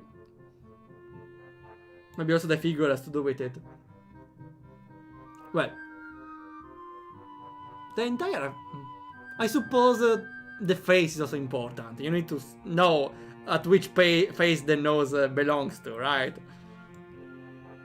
But I suppose it's the same with other of the sort. Yes, okay, so her nose is really cute. Oddly enough, it's probably the girliest part of Rin's face. I think I'm blushing a little, but Rin didn't notice. Thanks. I think I might be coming up or down with something too, like I was saying. Hope not. Rin doesn't seem to be too bothered about eating, so despite the lack of Amy-provided lunch, we stay up in the rooftop. She comes over and stands next to me, right up against the fence, looking into the same abstract distance as I am. Nobody else seems to be coming around to intrude upon this calmness either. It's quiet and peaceful. Oh, some relaxed time together. What does one do on a lunch break, if not eat? Turns out that between the two of us, we don't really know. Fortunately, passing time is an activity that manages itself just fine. Even though there's no conversation to fill the silence between the passing seconds, no pointless activities like cloud gazing to spend upon 10 minutes between now and then, time marches on relentlessly. I keep checking the time on my watch, then decide it's a dumb thing to do. Instead, I try to hold out for as long as possible before I check it again. Maybe I can hold out for 6 or 7 minutes. What? Not checking the hour. Not checking the time. Rin remains silent, idly looking up at the cerulean expanse above us. I wonder why, more often than not, we don't speak much. She said that she doesn't like speaking because of her perceived difficulties with expressing herself properly. Well, even if she doesn't speak a lot, Rin is actually the second less talkative girl. Or not, maybe the third less talkative girl? Maybe there's also Anako in the top. The first one, well, I don't need to spell it right. As for me, I think I just got sucked into the habit at the hospital, where I spent such a long stretch of time never really talking to anyone. Most of the time, I feel comfortable about this quiet mode. And even when I get the feeling that I have to break the silence, it's always so difficult to come up with something to talk about when it's with Rin. She and I are on such different wavelengths that nothing seems to be on common grounds. What is that you like about the sky so much? She turns to me, her eyes dark and serious. Sky is the only thing that is perfect. That's a pretty bold assumption. Yeah, Shizune. I know it. You could say I'm an expert of sky if you wanted. And I am, even if you didn't want to. A sky expert. It's always different, but it's always perfect also when it's different. I follow her gaze up into the boundless blue expanse, thinking of her words. Have you ever wanted to be something different? It wouldn't be so bad to be the sky. No, I mean, someone else, someone different, to go on a normal school like everyone else, not have to worry about stuff. What stuff? Missing arms? Father, that will come in the Shizune route, not now. But yeah. I wonder if... I'm curious about the Shizune route, honestly. wait, did I think about this last time? Because I feel like this is a pretty hilarious thought. Like, there's the 18 plus scene with Shizune. They go in the bedroom, and there's Misha translating everything. Shizune says, and Misha says, please, harder. She makes a sign. She says harder. She says harder. Oh, that would be so hilarious. Oh, Shizune said, good job. Shizune says, oh god.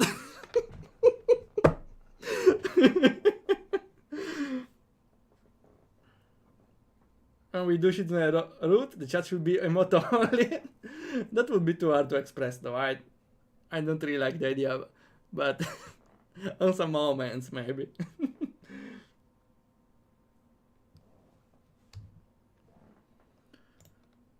Worry about what stuff? I try to find the right words for a moment, but can't manage to form a sentence that I'd be comfortable with actually using. Man, I don't really want to say it aloud. Try, I'm not so good at mind reading. Don't you ever want to not be disabled? Screenshot, sure. She thinks about it and then shakes her head, frowning. That's a hard question. I don't know what to say. It's okay if you don't say anything. For some reason I'm just so unsatisfied with who I am right now that I'm constantly thinking stuff like that. It's pretty hard to admit, but there it is. Honestly, I feel like relieved about finally saying it aloud to someone, even if it's just Rin. I think I want to be different sometimes. I thought about changing myself lately, but it's still a bit scary, like walking backwards with your eyes closed. The difficult part is to know where your toes are not pointing. I mean, directions. Even if I don't do anything, I should never stay the same. It's like my old paintings. They are different than what I paint now because I'm different, but they are still paintings, my paintings, so there's something same. That's really strange. I'm different every day, but I'm still me every day. Who am I then? Is that a riddle? If you want it to be? I don't know the right answer though, so you have to come up with it yourself. Well, it's the sky, right? Going by your definition just now. Oh! That's a pretty good link, wow. Pretty good answer. I'm different every day, but I'm still me every day.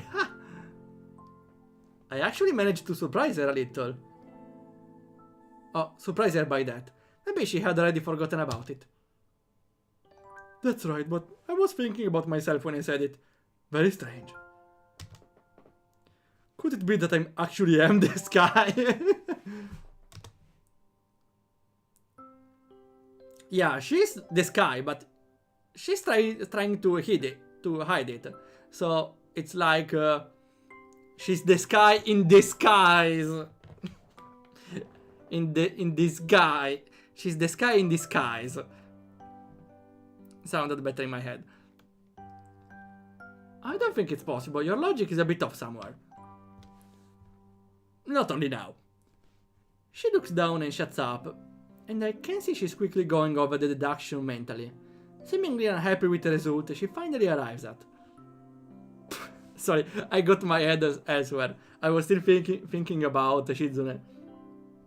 I was thinking the route with Shizune, if after that he manages to marry Shizune and they become a couple, a married couple, but then they had some arguments. They have an argument and Shizune is angry.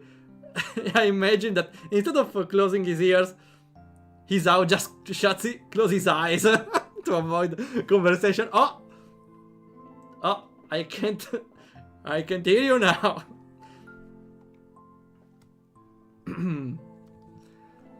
I can see she's quickly going over the deduction mentally, seemingly unhappy with the result she finally arrives at. Yeah, maybe I'm not the sky. Would make sense. I have a hard time knowing what kind of person I am. You're not the only one. It's like my mind is some other place than the rest of me. Underwater? Yeah, I wonder how I got there.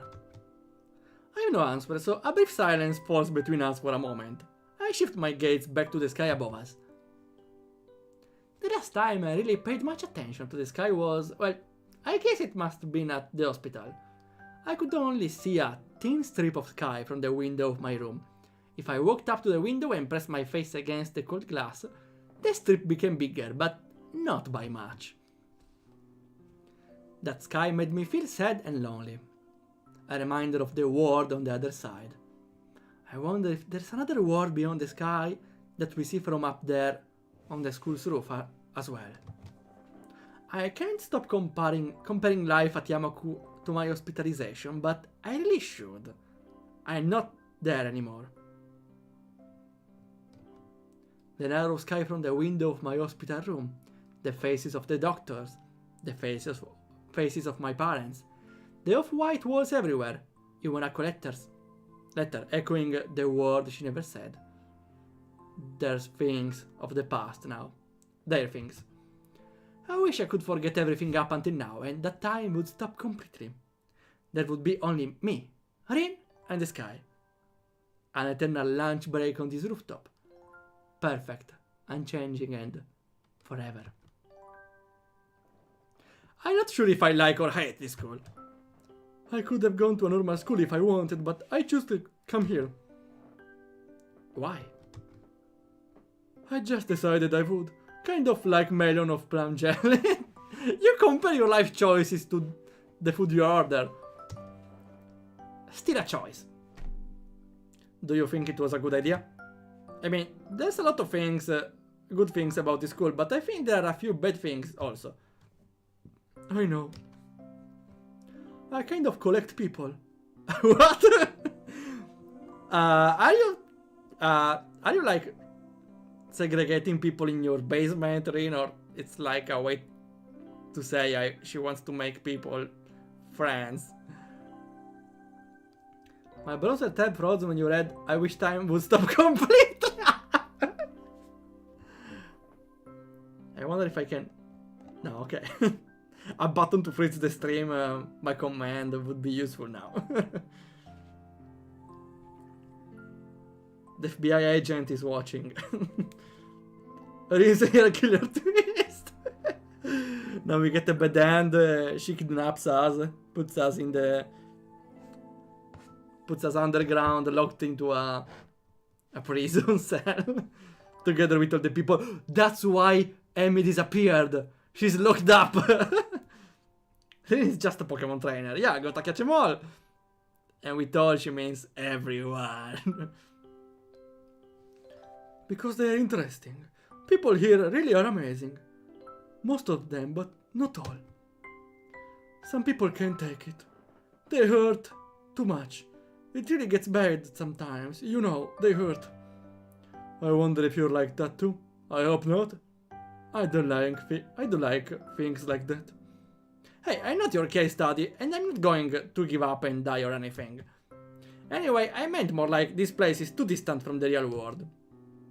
What's the real world? Oh no. The thing beyond the screen, maybe? Everything out there, real people, with normal everyday lives that fit together like a puzzle. You don't think we aren't like that? Real people? Maybe we aren't, well, no, we are. I just meant that it feels more like we are the leftover pieces. That's pretty blunt. Rin thinks for a while, her almond-shaped eyes narrowing as she bites her lip a little bit, like a child.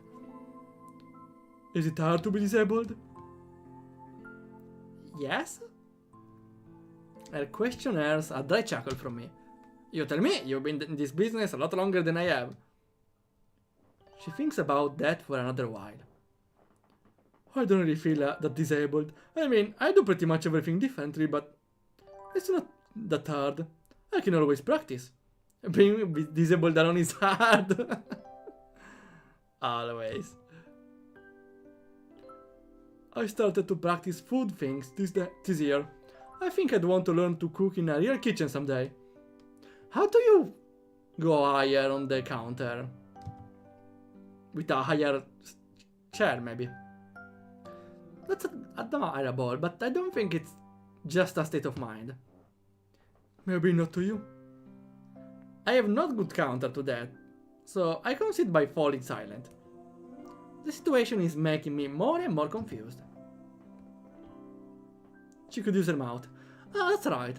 Not very practical though as the feet though. Because you cannot use the mouth once, just you can't really, I don't know, move a stove while also mixing it, I don't know. I know what I want, but I don't know how to reach it. Rain seems to believe she can simply will herself into the shape of she thinks she needs to be, but can't decide whether she wants to be a bird or a butterfly.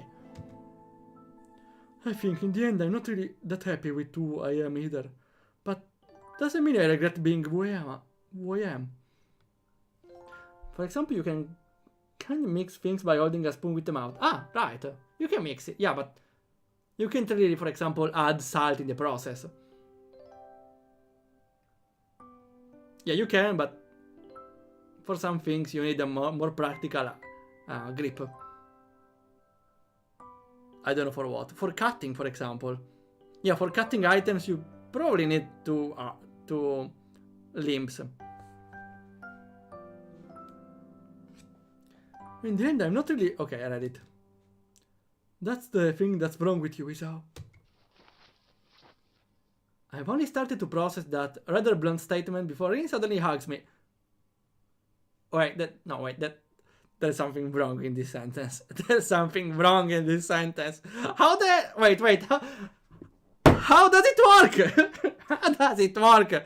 How can a girl without arms hug you? Okay, she has some stamps here, very short one. Maybe I don't. Wait, no. How? Please, how? How can she hug anyone?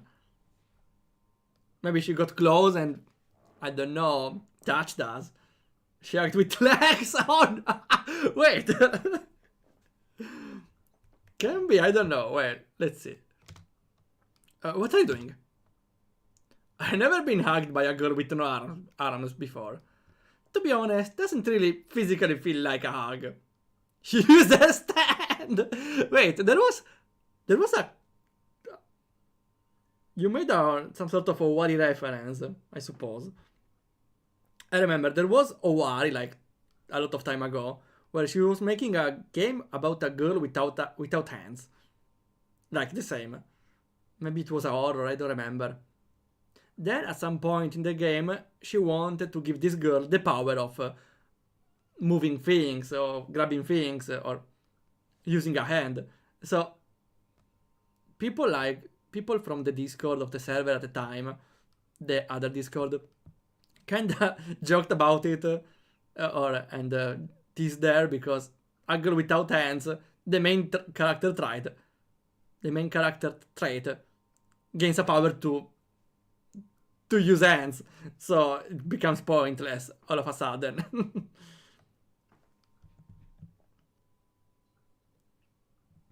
Her hand. That's a pretty good name.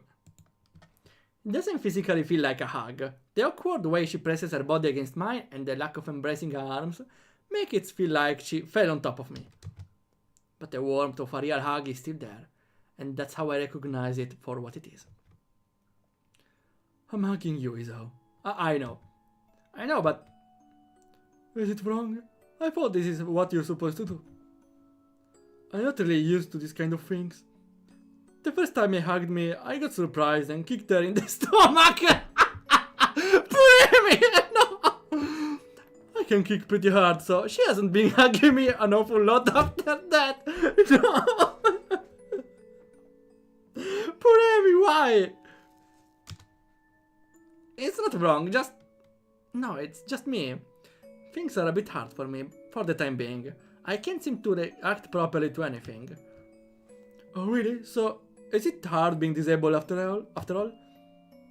I guess she has me cornered here. I don't have the energy to start arguing against it, but I feel like I have to get something out. No! No, it's not hard. I think it's just me overthinking things. I really wish I didn't feel so sorry for myself all the time. I wonder if I always was this fragile, or if I became this way after my incident. Nothing had ever truly shaken my world like that before.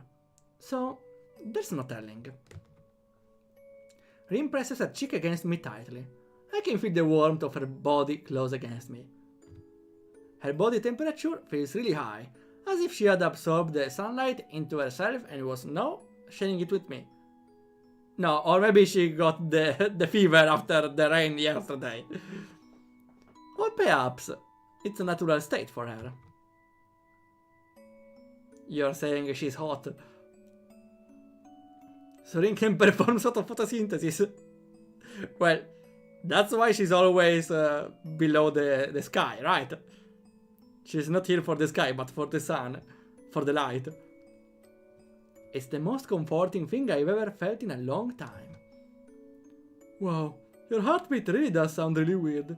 It's like a drunken percussion orchestra. Please don't say stuff like that, I get very uncomfortable. I laugh at her comment anyway, in an attempt to ease the tension. It sounds a little bit too forced. Man, I'm sorry I'm such a mess. It's okay. It's the best part of you. Hearing that doesn't make me happy. She breaks off the hug and settles down. An awkward silence falls upon us like a blanket. Me feeling embarrassed about myself and Rin trying to arrange her expression to something she likes. One last time, I glance upwards. This rooftop is really great. It's like I'm just a little bit closer to the sky. I know a better place, but we can't go there on lunch break. I can take you there sometime if you want.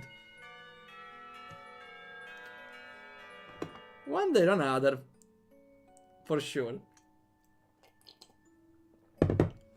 The bells ring for the beginning of the afternoon classes, and Rin stands up to make her way downstairs. I don't hurry after her, deciding to stay up here for just a little while longer. Thanks for the hug.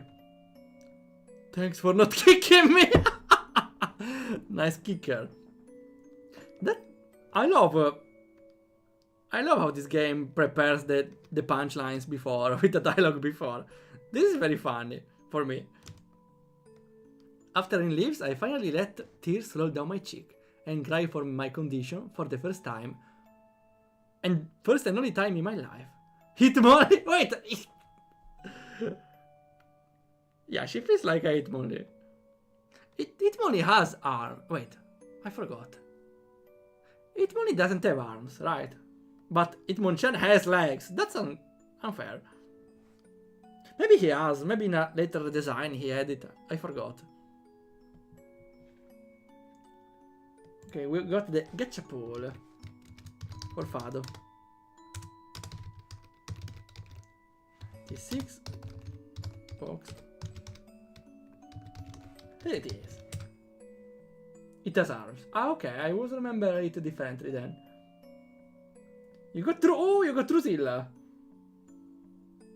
Nice. The character from Tund. I can't wait for the next parachain, huh? For a while, its best move in competitive was Mech Punch. Well, wasn't there a Pokemon that could learn a move to punch without a hand? I'm pretty sure there was, yeah. And other paradoxes. No, yeah, it was Gastly maybe. Like a Ghost Punch, something like that. Ah, Wooper, Ice Punch. Ah, yeah, that was Wooper, right? Then I cast away that hollow person lying on the hospital bed. Forever. So this time we are not fixing Amy, it's Rin fixing us. Nice.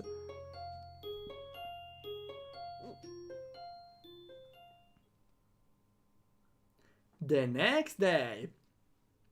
2 days later I'm feeling less miserable. Good! I even go for a long, brisk, healthy walk like the nurse recommended. I can fix him. We got a Uno card this time. Something which I avoided and dodged with all sorts of excuses earlier. I feel more active in class as well, delighting our science homeroom teacher, Mr. Mutu, with correct and promptly delivered answers. The break right now between the 2 morning classes is too short for any sort of meaningful activity, but too long to just spend it sitting in the classroom and doing nothing. Going out into the hallway isn't much better, but flexing my stiffened muscles is a better use of time than letting them get even stiffer by staying seated. The door of the neighboring classroom opens and students from 3-4 emerge to further fill up the already semi-crowded hallway. Seems their teacher kept them in for extra minutes. Amy is among them. She notices me noticing her, which almost makes me look away on reflex. No socializing! I don't, however, and Amy smiles at me as she happily skips toward me, past the other students. Amy looks pretty energetic, showing no sign of illness whatsoever. Seems she recovered from the cold. Hey, good morning! Nice to see you back on your feet. Or whatever you call them. Feeling better now? She looks fine to me, but I still feel compelled to ask. Thanks, yeah, I do. It was just a cold, nothing serious. Amy laughs confidentially, as if to emphasize her condition. I wonder for a moment, what would count as serious in Amy's book? Her dad. She seems too eager to put the topic aside, though. Where are you going? Up to Rin's room to see if she's awake yet. That's... Now she's ill too, right? Oh, she skipped the morning class. A sheepy smile emerges on Amy's face, and she gets slightly flustered. Not exactly, it seems that she caught the cold I had. Ah, sorry to hear that. Well, she was out in the rain Sunday with us, after all. I saw her on Monday, and she was feeling a bit under the weather back then too. Anyway, I will ask the nurse for some cold medication to give her if she doesn't get better soon. She leaves for the girls' dorm. I want to go with her to wish Rin well. I want to tell her that I'm better now too, but it doesn't feel appropriate. That's why she was hot, yeah. She got some fever. Isaudo didn't think of that. An unspecified feeling diverts my thoughts away. Somehow I can't summon the resolve to go in there. Is it what Iwanaku went through when she tried to tell me what she felt? You should try. Never mind. Next day. I hope she gets better. Oh no. No, okay, for a moment I thought we were in the male dormitory and we were about to meet Kenji. Even though I'm feeling more energetic, I'm still hesitant about going over there to talk to Rin. It's not until 2 days later, on Friday, that I finally gather enough courage to enter the girls' dorm. I ask the first person I meet inside for direction to Rin's room. I knock on Rin's unmarked door and wait. After a few seconds of silence, I hear something rustling inside the room. I start wondering if maybe I should have brought something for her, like a can of warm coffee or some oranges. I could have peeled them for her. Well, too late now. The door opens suddenly, soundlessly. It was already unlocked, and I find myself staring at Rin, who stares back at me. She's not naked, right? Well, she was ill, so maybe she didn't have the need to dress, I don't know. Is this the scene I'm thinking of? I don't know, let's see. She looks like she just got out of bed. Well, I don't think she went to sleep without clothes, honestly. Why she had a cold. But who knows, she's weird. Iso, Rin. With her hair all messed up. She's well, kinda dressed, okay? Kinda dressed. And barely any clothes, so it's safe, okay? For now it's safe. For now it's safe.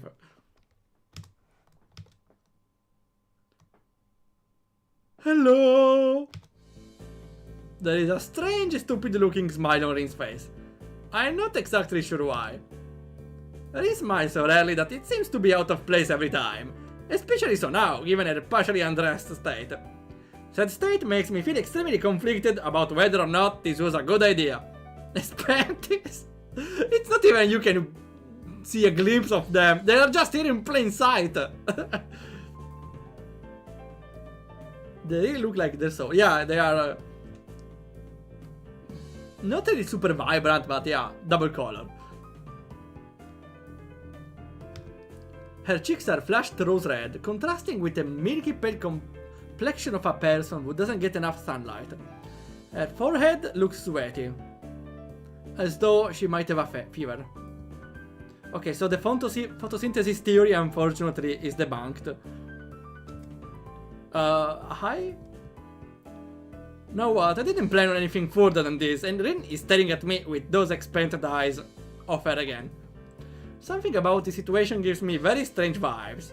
Her eyes are even more vacant than usual, and she seems to have a hard time focusing them on anything. The lack of clothing is disturbing, but since she herself doesn't seem to be bothered, why should I be? I keep telling myself that. I thought I'd play your visit since you haven't been at the art club, and I wanted to talk with you and wish you well. Hi, Michael. How it's going? Don't worry about her. She is slightly ill. She has a fever, so she's just weird. Okay. How it's going, Michael? No thoughts. Head empty.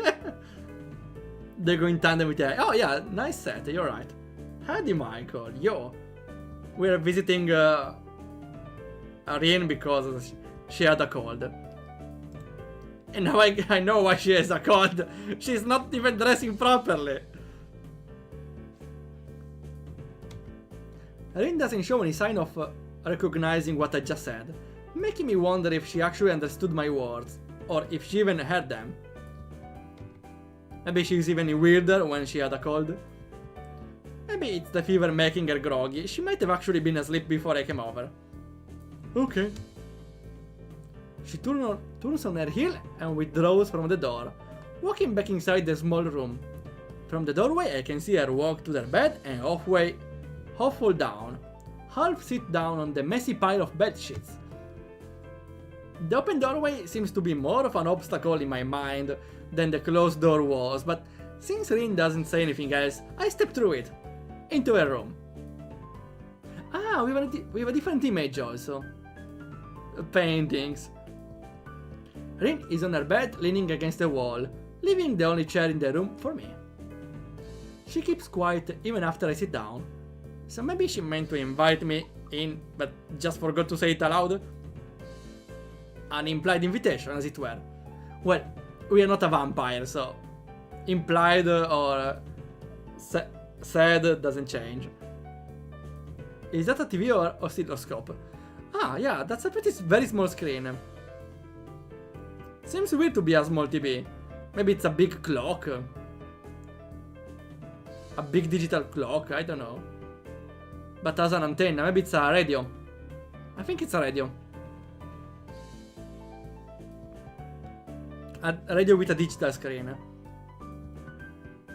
Never saw one, but I think they exist. Very exciting. Nobody has visited me before. Not even Amy? The breaking of the silence draws my attention from the room to its inhabitant, who currently seems to be in the middle of a very profound thought process. Actually, that was not true about visiting, but Amy doesn't count even if she visits. She always pampers me too much. I think she's having too much fun. I can imagine her, yeah. I think I forgot how to put a bra on by myself. Yeah, I can clearly see. She looked groggily down at her chest. Which is probably why I don't have one on, now that I think about it. I haven't failed to notice that Rin doesn't have her shirt buttoned up either, but I try to keep my eyes strictly locked on hers. Watch the eyes, watch the eyes. Lock on her eyes. Only the eyes. Watch the eyes. We may get a cool line. Oh, nice. Well, she's a source of cool lines. Like the panties are the soul of a girl, right? It's rather evident that she's not very body conscious.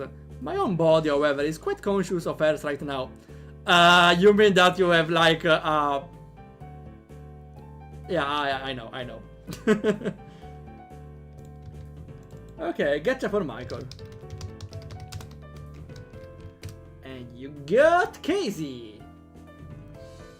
The RPG Maker heroine. He's out, keep the little his out down.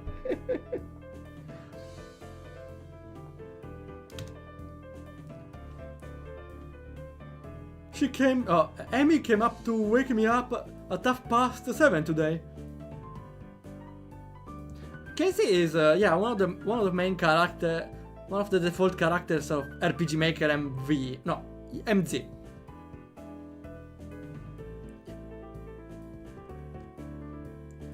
Can you imagine that? Her waking up late, or waking her up. She pauses for a while and glances up at my dumbfounded face. A second thought, maybe you can. It's not like that reverse rainbow fish I tried to imagine earlier. That was hard.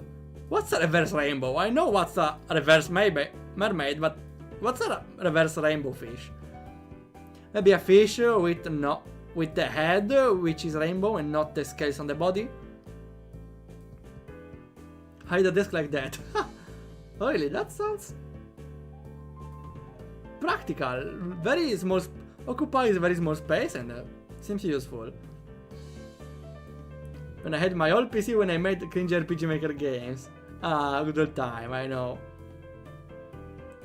Rainbows have the red on the outside and violet on the inside. Ah, so reverse colors, I get it, okay.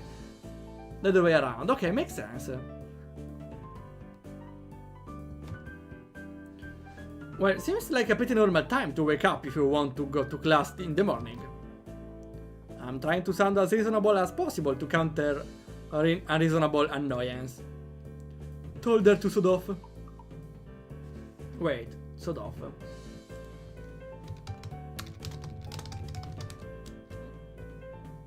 Vulgar slang British. Go away, yeah, I imagined.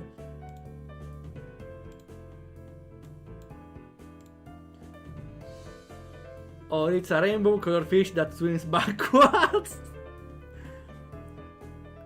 Yeah, maybe he went to a dead end and doesn't have the maneuver to turn. She gave me those meds and told me to take them. I follow her eyes to the night table and then to the pill bottle sitting on top of it. Hey, I have pills too. I pick it up and turn it around to look at the label so I can see what kind of medication Amy brought. Active ingredient codeine? What's codeine?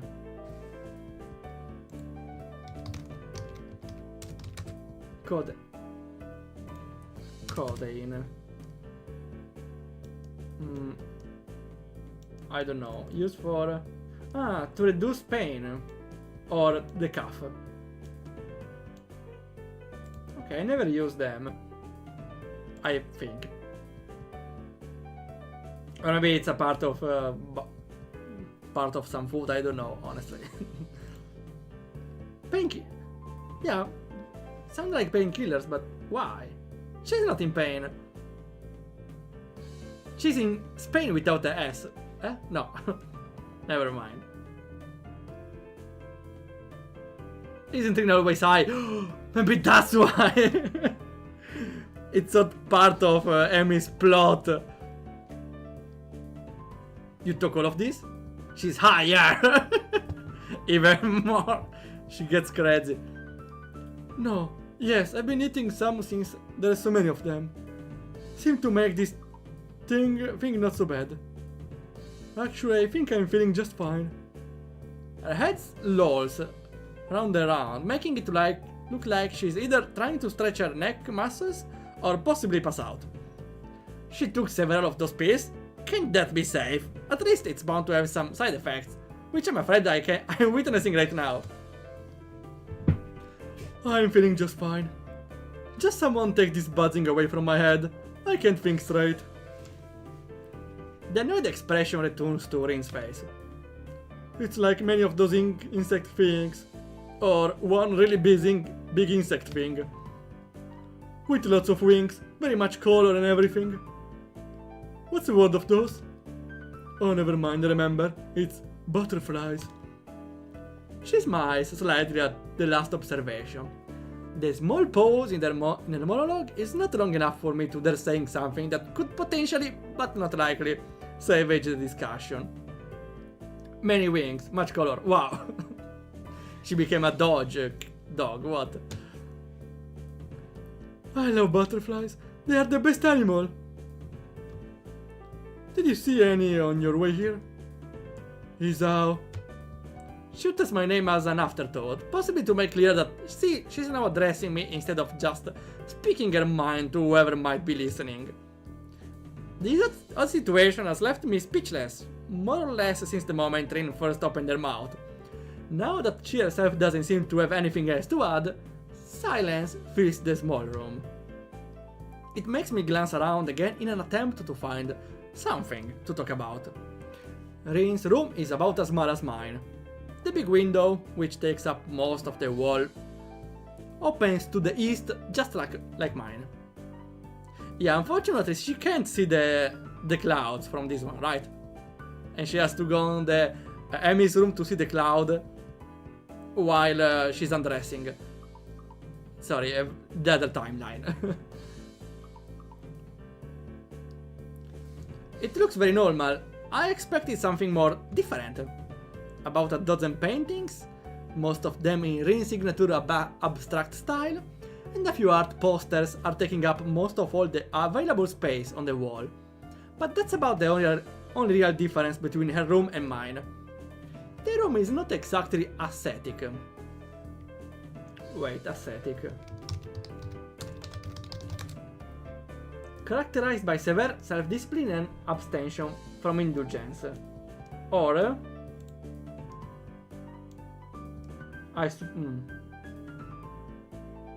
okay, I suppose that's not really simple.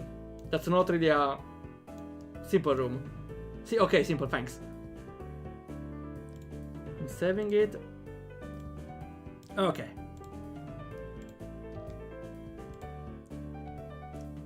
Doesn't look like what I would expect from a girl's room either. A faint smell of art, of paint and paper is floating in there. It's the same smell the art room has. Rin isn't too concerned about being tidy, it seems. Everything she owns seems to be arranged in various piles. Your room looks nice. It's an empty sentence, only one used to fill empty spaces in conversation. But my wits are failing me pretty hard right now. Yeah, would you like me to show you the place? She looks down at her half-open shirt quizzically, making me inadvertently follow her gaze to her chest. Oh, I guess I already did. I can't deny that, no matter how hard I tried to act properly.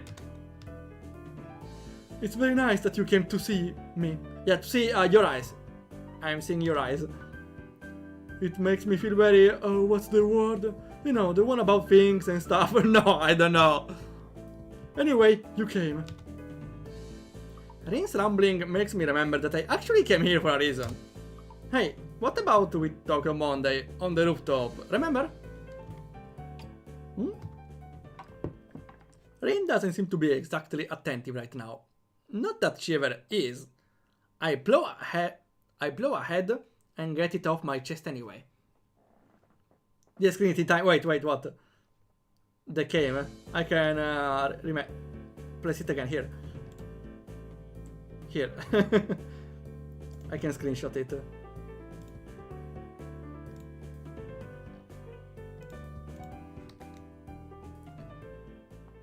Rin doesn't seem to be exactly attentive right now. Not that she ever is. I plow ahead and get it off my chest anyway. I just wanted to tell that I'm going to be better from now on, I guess.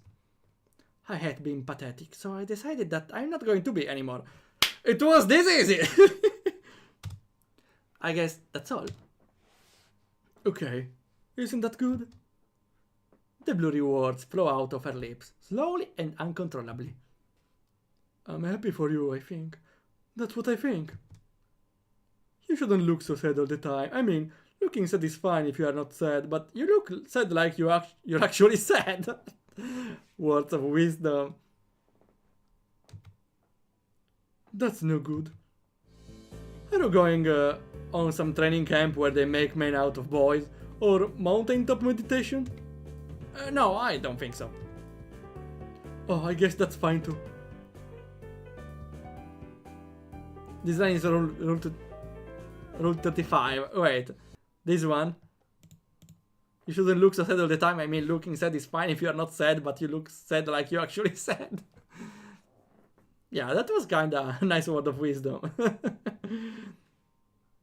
Why though it's on Rule 34? Maybe because it's the most iconic line of this scene. I don't know.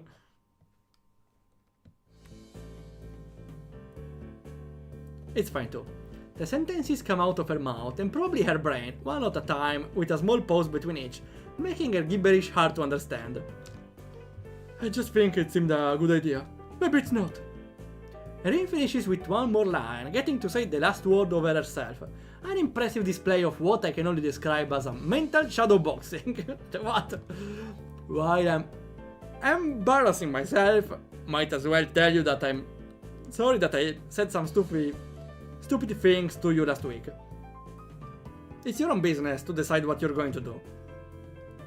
She seems to not register my words first, but then understanding lights in her eyes,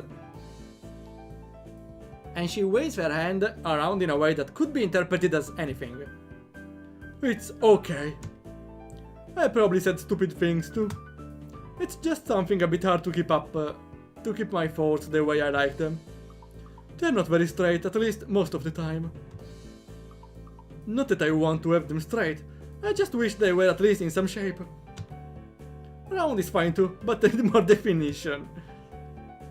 My thoughts are very messy. Messy. No!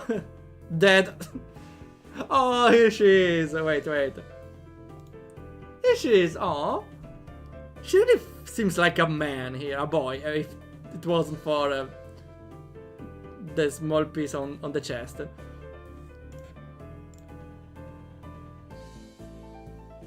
I can't find it anymore. Oh no! Was it deleted?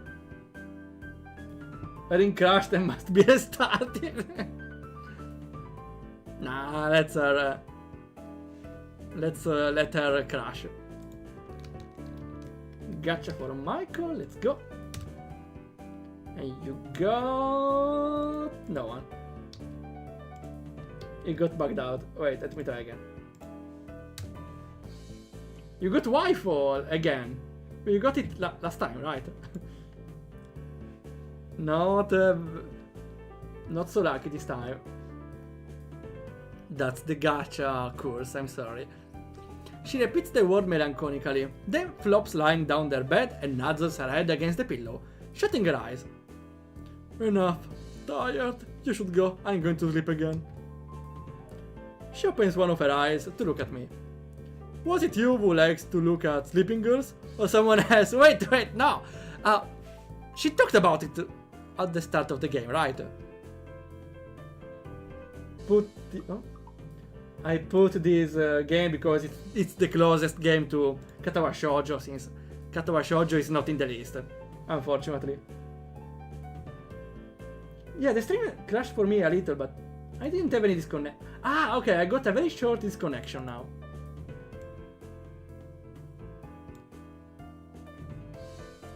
Luckily, it was very short. Maybe there was many of those. I can't remember. You can stay if you want. No, I leave. I have to do homework anyway. I stand up from the chair and take a step towards the door. Wait. Her request stops me in my track. Not that I intended to scoot off right away. Oh! What a cute smile. I look over my shoulders at the girl lying on her bed, again with the strangest kind of smile on her features. She should smile more often, yeah, definitely. I can walk you to the door. You don't need to. It's almost Christmas, almost 1 year, 1 month. It's the least a gentleman can do. Then giggles like a little kid, making me beyond absolutely certain that she took far too much of her cold medication today. I always wanted to say that. Normal to feel disconnected. Well, we got a disconnect reference right before in this game. Right today.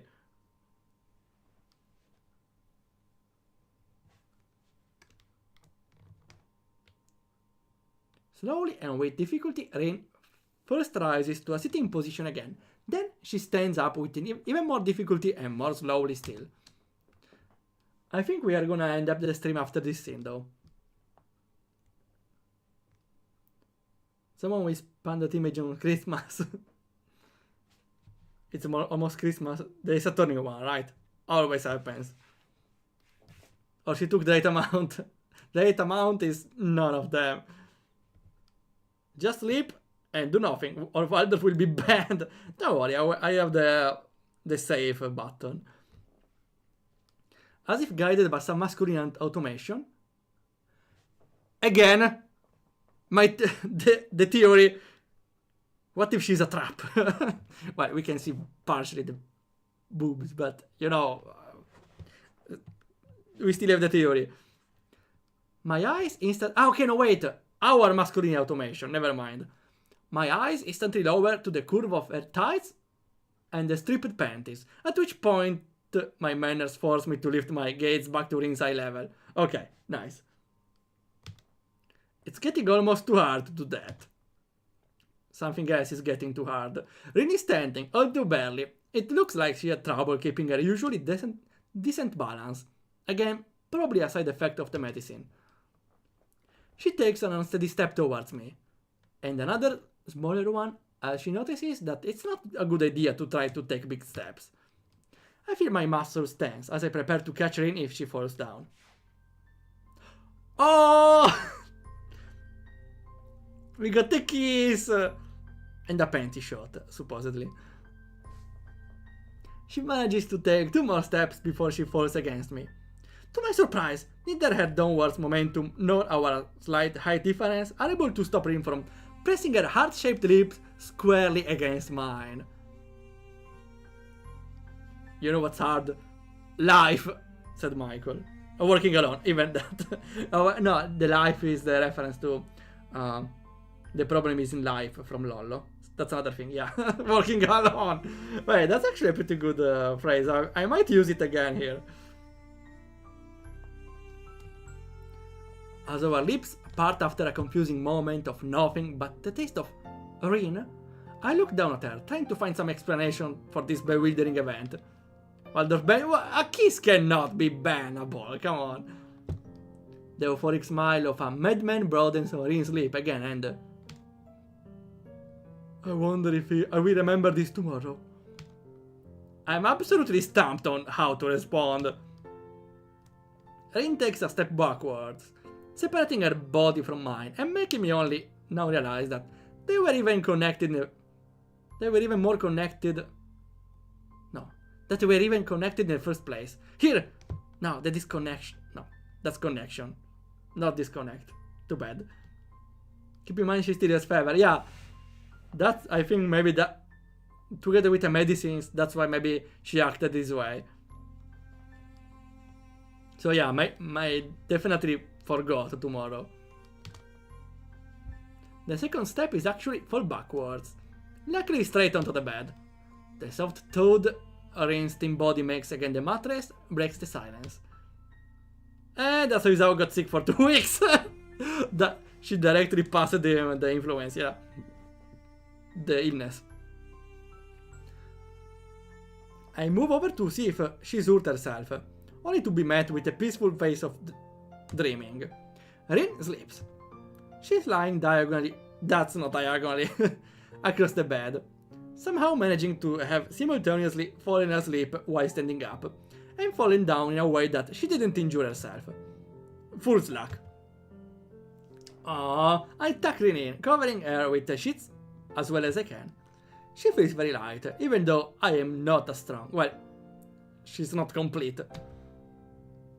I stand up to look at her, the oval-shaped face, the dark eyelashes, shut against the feverish cheeks, the slender body covered with the pale sheets. Rin's lips. A conflict, no, conflicts, plural, churn inside me. I think about calling a nurse to keep an eye on her, but decide against it. After taking one more glance at her peaceful face, I decide she'll be fine. I do pocket the remaining pills though. Yeah, they are so good I wanna try some. No, to avoid her taking too many. I exit the room and close the door soundlessly behind me. I exhale deeply, now realizing I had my breath for the better part of a minute. Taking a moment to relax, I try to calm down my heart, racing like a jackrabbit. We got a kiss from Rin and she didn't even realize it. That actually, now we stop how we end the stream, but I wanna share something. That's a similar situation of a random idea I got for a story, for probably a visual novel. A game about a declaration you don't know. An answer to a declaration you don't know you got. The story starts with the protagonist declaring to a girl through message, not the best declaration of love, but then his credit runs off, and it can't see the answer she gets.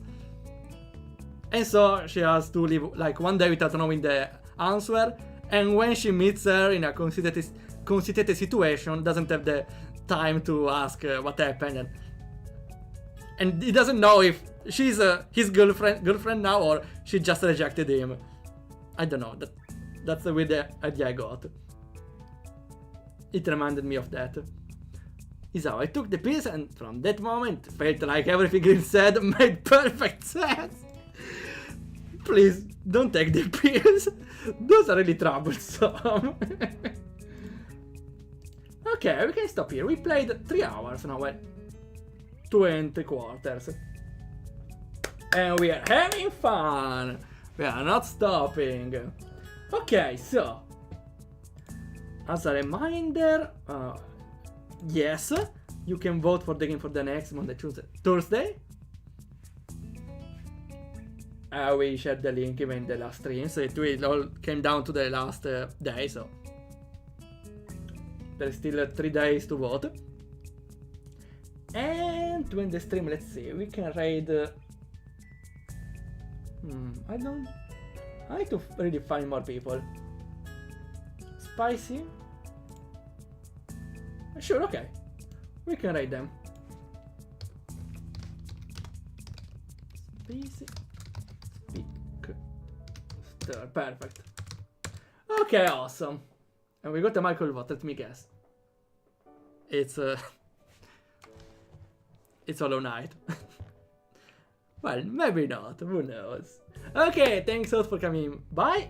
We will see yourself. I'm gonna resume making RPG Maker streams on Thursday, and I think I will always make a Thursday and Wednesday stream about RPG Maker. Thursday about developing, and Wednesday about playing RPG Maker games. Maybe each free games or random RPG Maker game I find, like Critipedia. And Thursday we start a new series, which can be anything from 4 games. Thanks a lot for coming by. We continue this game on Sunday, and we see ya whenever it happens.